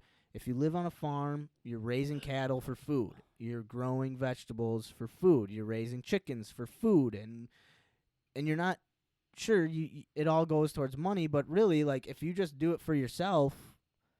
Okay, but then how do you get those chickens? How do you get those cows? You got to have money to start. So it all comes back to money, yeah, but at the end of the day, it's like we're all looking for something to live a life that we don't feel like we're living for money. We just feel like we're living, right? And so many of us. But you can't do that. Right, exactly. Why do we go to war? Why is every little thing, why do people hate President Trump? Why do people hate President Biden? Why do people hate the NFL? Why do people hate everything? Is every little fucking thing is money, man. Every little tiny fucking drop of anything in our life is currency. Mm-hmm. Because that's what everything is consumed by. Right. If I have more currency than you, I get to live here. I get to live comfortably. I have that power over you. Right. But if you have it, I'm going to figure out a fucking way to find it. Right. Oh, you're saying Iran has a whole shitload of oil? Let's go get it. Let's go get it. Let's start a fucking war. Let's lose a shitload of lives. My hinges are squeaky. Yeah. Let's exactly, dude. Oil, baby. It's currency. It's money. It's everything. It's let me be the higher person on the totem pole than you. Because why would I rather have us all be equal and everybody be okay when I can have every fucking bit of it, and at the same time when I have every bit of it, your people are fucking making it for me, man. Like, what kind of, you know? So here's like, and I agree with you, and I'm just going to play devil's advocate. It's because there's always a person out there who's willing to go, I just want to fuck shit up. I know, that's the problem, man. And it's called, like, what is it called? Like, it's like some paradox, like the Fermi's paradox or something. It's like, so a lot of I don't know who. There's people out there, scientists, quote unquote, whatever, who believe that so one of the reasons why we don't, this is getting way out there. So no, go out there. Universe is gigantic, right? And they're like, big. okay, if it's so big and Big if time. it's been around for so long, and there should be other Earths or self-sustain or planets that can sustain life, and it's been around for billions, trillions, infinity years. Why are we not seeing any life? Why have we not really seen any? Now you can. Oh, we have. There's aliens. But okay. Well, continue though. But on like a day-to-day scale, why are we not interacting with universal life? Right? It's because of this Fermi's paradox that every life form will have something that goes, I just want to fuck shit up. I want to just nuke everyone. Yeah. what happens if I just hit this button Oop. and then we all Big go red away? button. Well, I just want to press it. Because I don't know why. There's always a brainwave out there or a life force, life function out there that just wants to fuck shit up. And I feel like humans are always trying to protect against that, right? And that's one of like, we have money. So if someone does want to you can't just build a nuke and fuck shit up because you need a lot of money. You can't just do... But if you have a lot of money, you can build a lot of nukes. Exact. So that's why these governments control them, and there's people that are in control of them. And in order to get in control of them, in order to be a politician... You know how much money you gotta have? Billions. You gotta have a lot of money. And billions of and you dollars. know who controls like the nukes and shit that can fuck shit up? The politicians and people that Yeah. have shit tons of... So it's like, I get it, and I understand, like, as much as I hate the whole money thing, and I believe that whether there's money or not, or checks and balances, there's good people and there's bad people, and whether someone's going to fuck shit up or someone's not, it's going to happen regardless. If there's money or no money, eventually we're going to get to a point where people just fuck shit up. But would any of this happen if there was no money? If money wasn't a part of the picture, Well, there'd if always... being a hierarchy was not a part of the picture, But I don't think there's never... I don't... Like, I guess you could make the case that now humans should be sophisticated enough to not need hierarchy, but there's always been hierarchy in human culture. Like, there's never not been hierarchy. There's always someone at the top, right? There's always a leader. There's always the biggest, the strongest. We follow him because if we do, or him or her, they will protect us, right? I mean that's a sense. I guess that's a sense in every being, right? Right. Well, like, what life form doesn't follow the strongest or the most protective? You got or the queen bee. You have the. You even see the geese. When geese are flying in them V's in the sky, you see. Shoots. You think the front geese? You think that guy's the leader? No, the guy in the back. That Right. geese that's floating Watch in him. the back. got Making the- sure no one falls back, motherfuckers. We're staying in line. That's the fucking leader. Stay fucking behind him. Back, Exactly. You know. So it just so happens I don't know that, how I got to the geese, No, but the geese. but it just so happens that our human civilization, who knows how long it'll last, we've created money. We've created this. trees did. Yeah, That's what it's fucking made out of. yeah, a tree. Yeah, A tree but did. that's our. We took a tree and said, "Hey, look at this. I got 4 trees. You got 2." You know what I mean? Kind of, yeah, but no, I mean, it comes down to money because that's how we distinct power, right? And we're never gonna get away from looking at following. Let's say we get rid of money, right? Okay, well, how do I buy or not buy? How do I obtain power? Oil. I can make it. I can find it. Okay, what happens when I have oil, though? What do I do with it? I don't know what... Like, if I just found it, right? And there was no value on oil. You put it back in the ground. You grow some hemp. You let the hemp rule the fucking world. That's why we should all grow weed. Because hemp is the fucking Okay, key well, to then success. it's who has the most hemp. I'm going to follow that person because hemp is the key to success. Son of a So bitch. whoever has the biggest hemp fields, that's the person I'm going to follow. So now then your whole life is, well, I have to work on this hemp farm because if I don't work on this hemp farm, the biggest hemp farm in this land, then where will I go? I can't. So why the fuck are we wired this way? Any little thing you said, if I said, the only way you can buy a fucking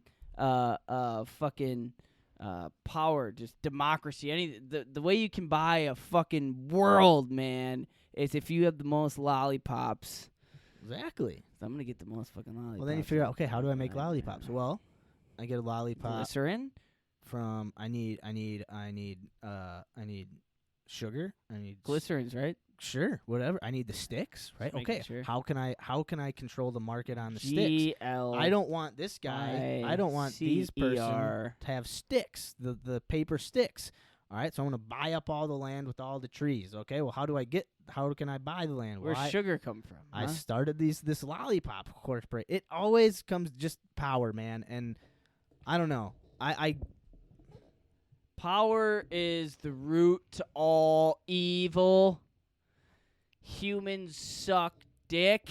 Nah, I mean, I think humans are amazing. I do dude. too, I think man. Humans are personally, great. I think if you have the mindset of I hate people and people suck, it's just a reflection on you hate yourself. Because Damn it. I have thought for so long, like, I hate people suck.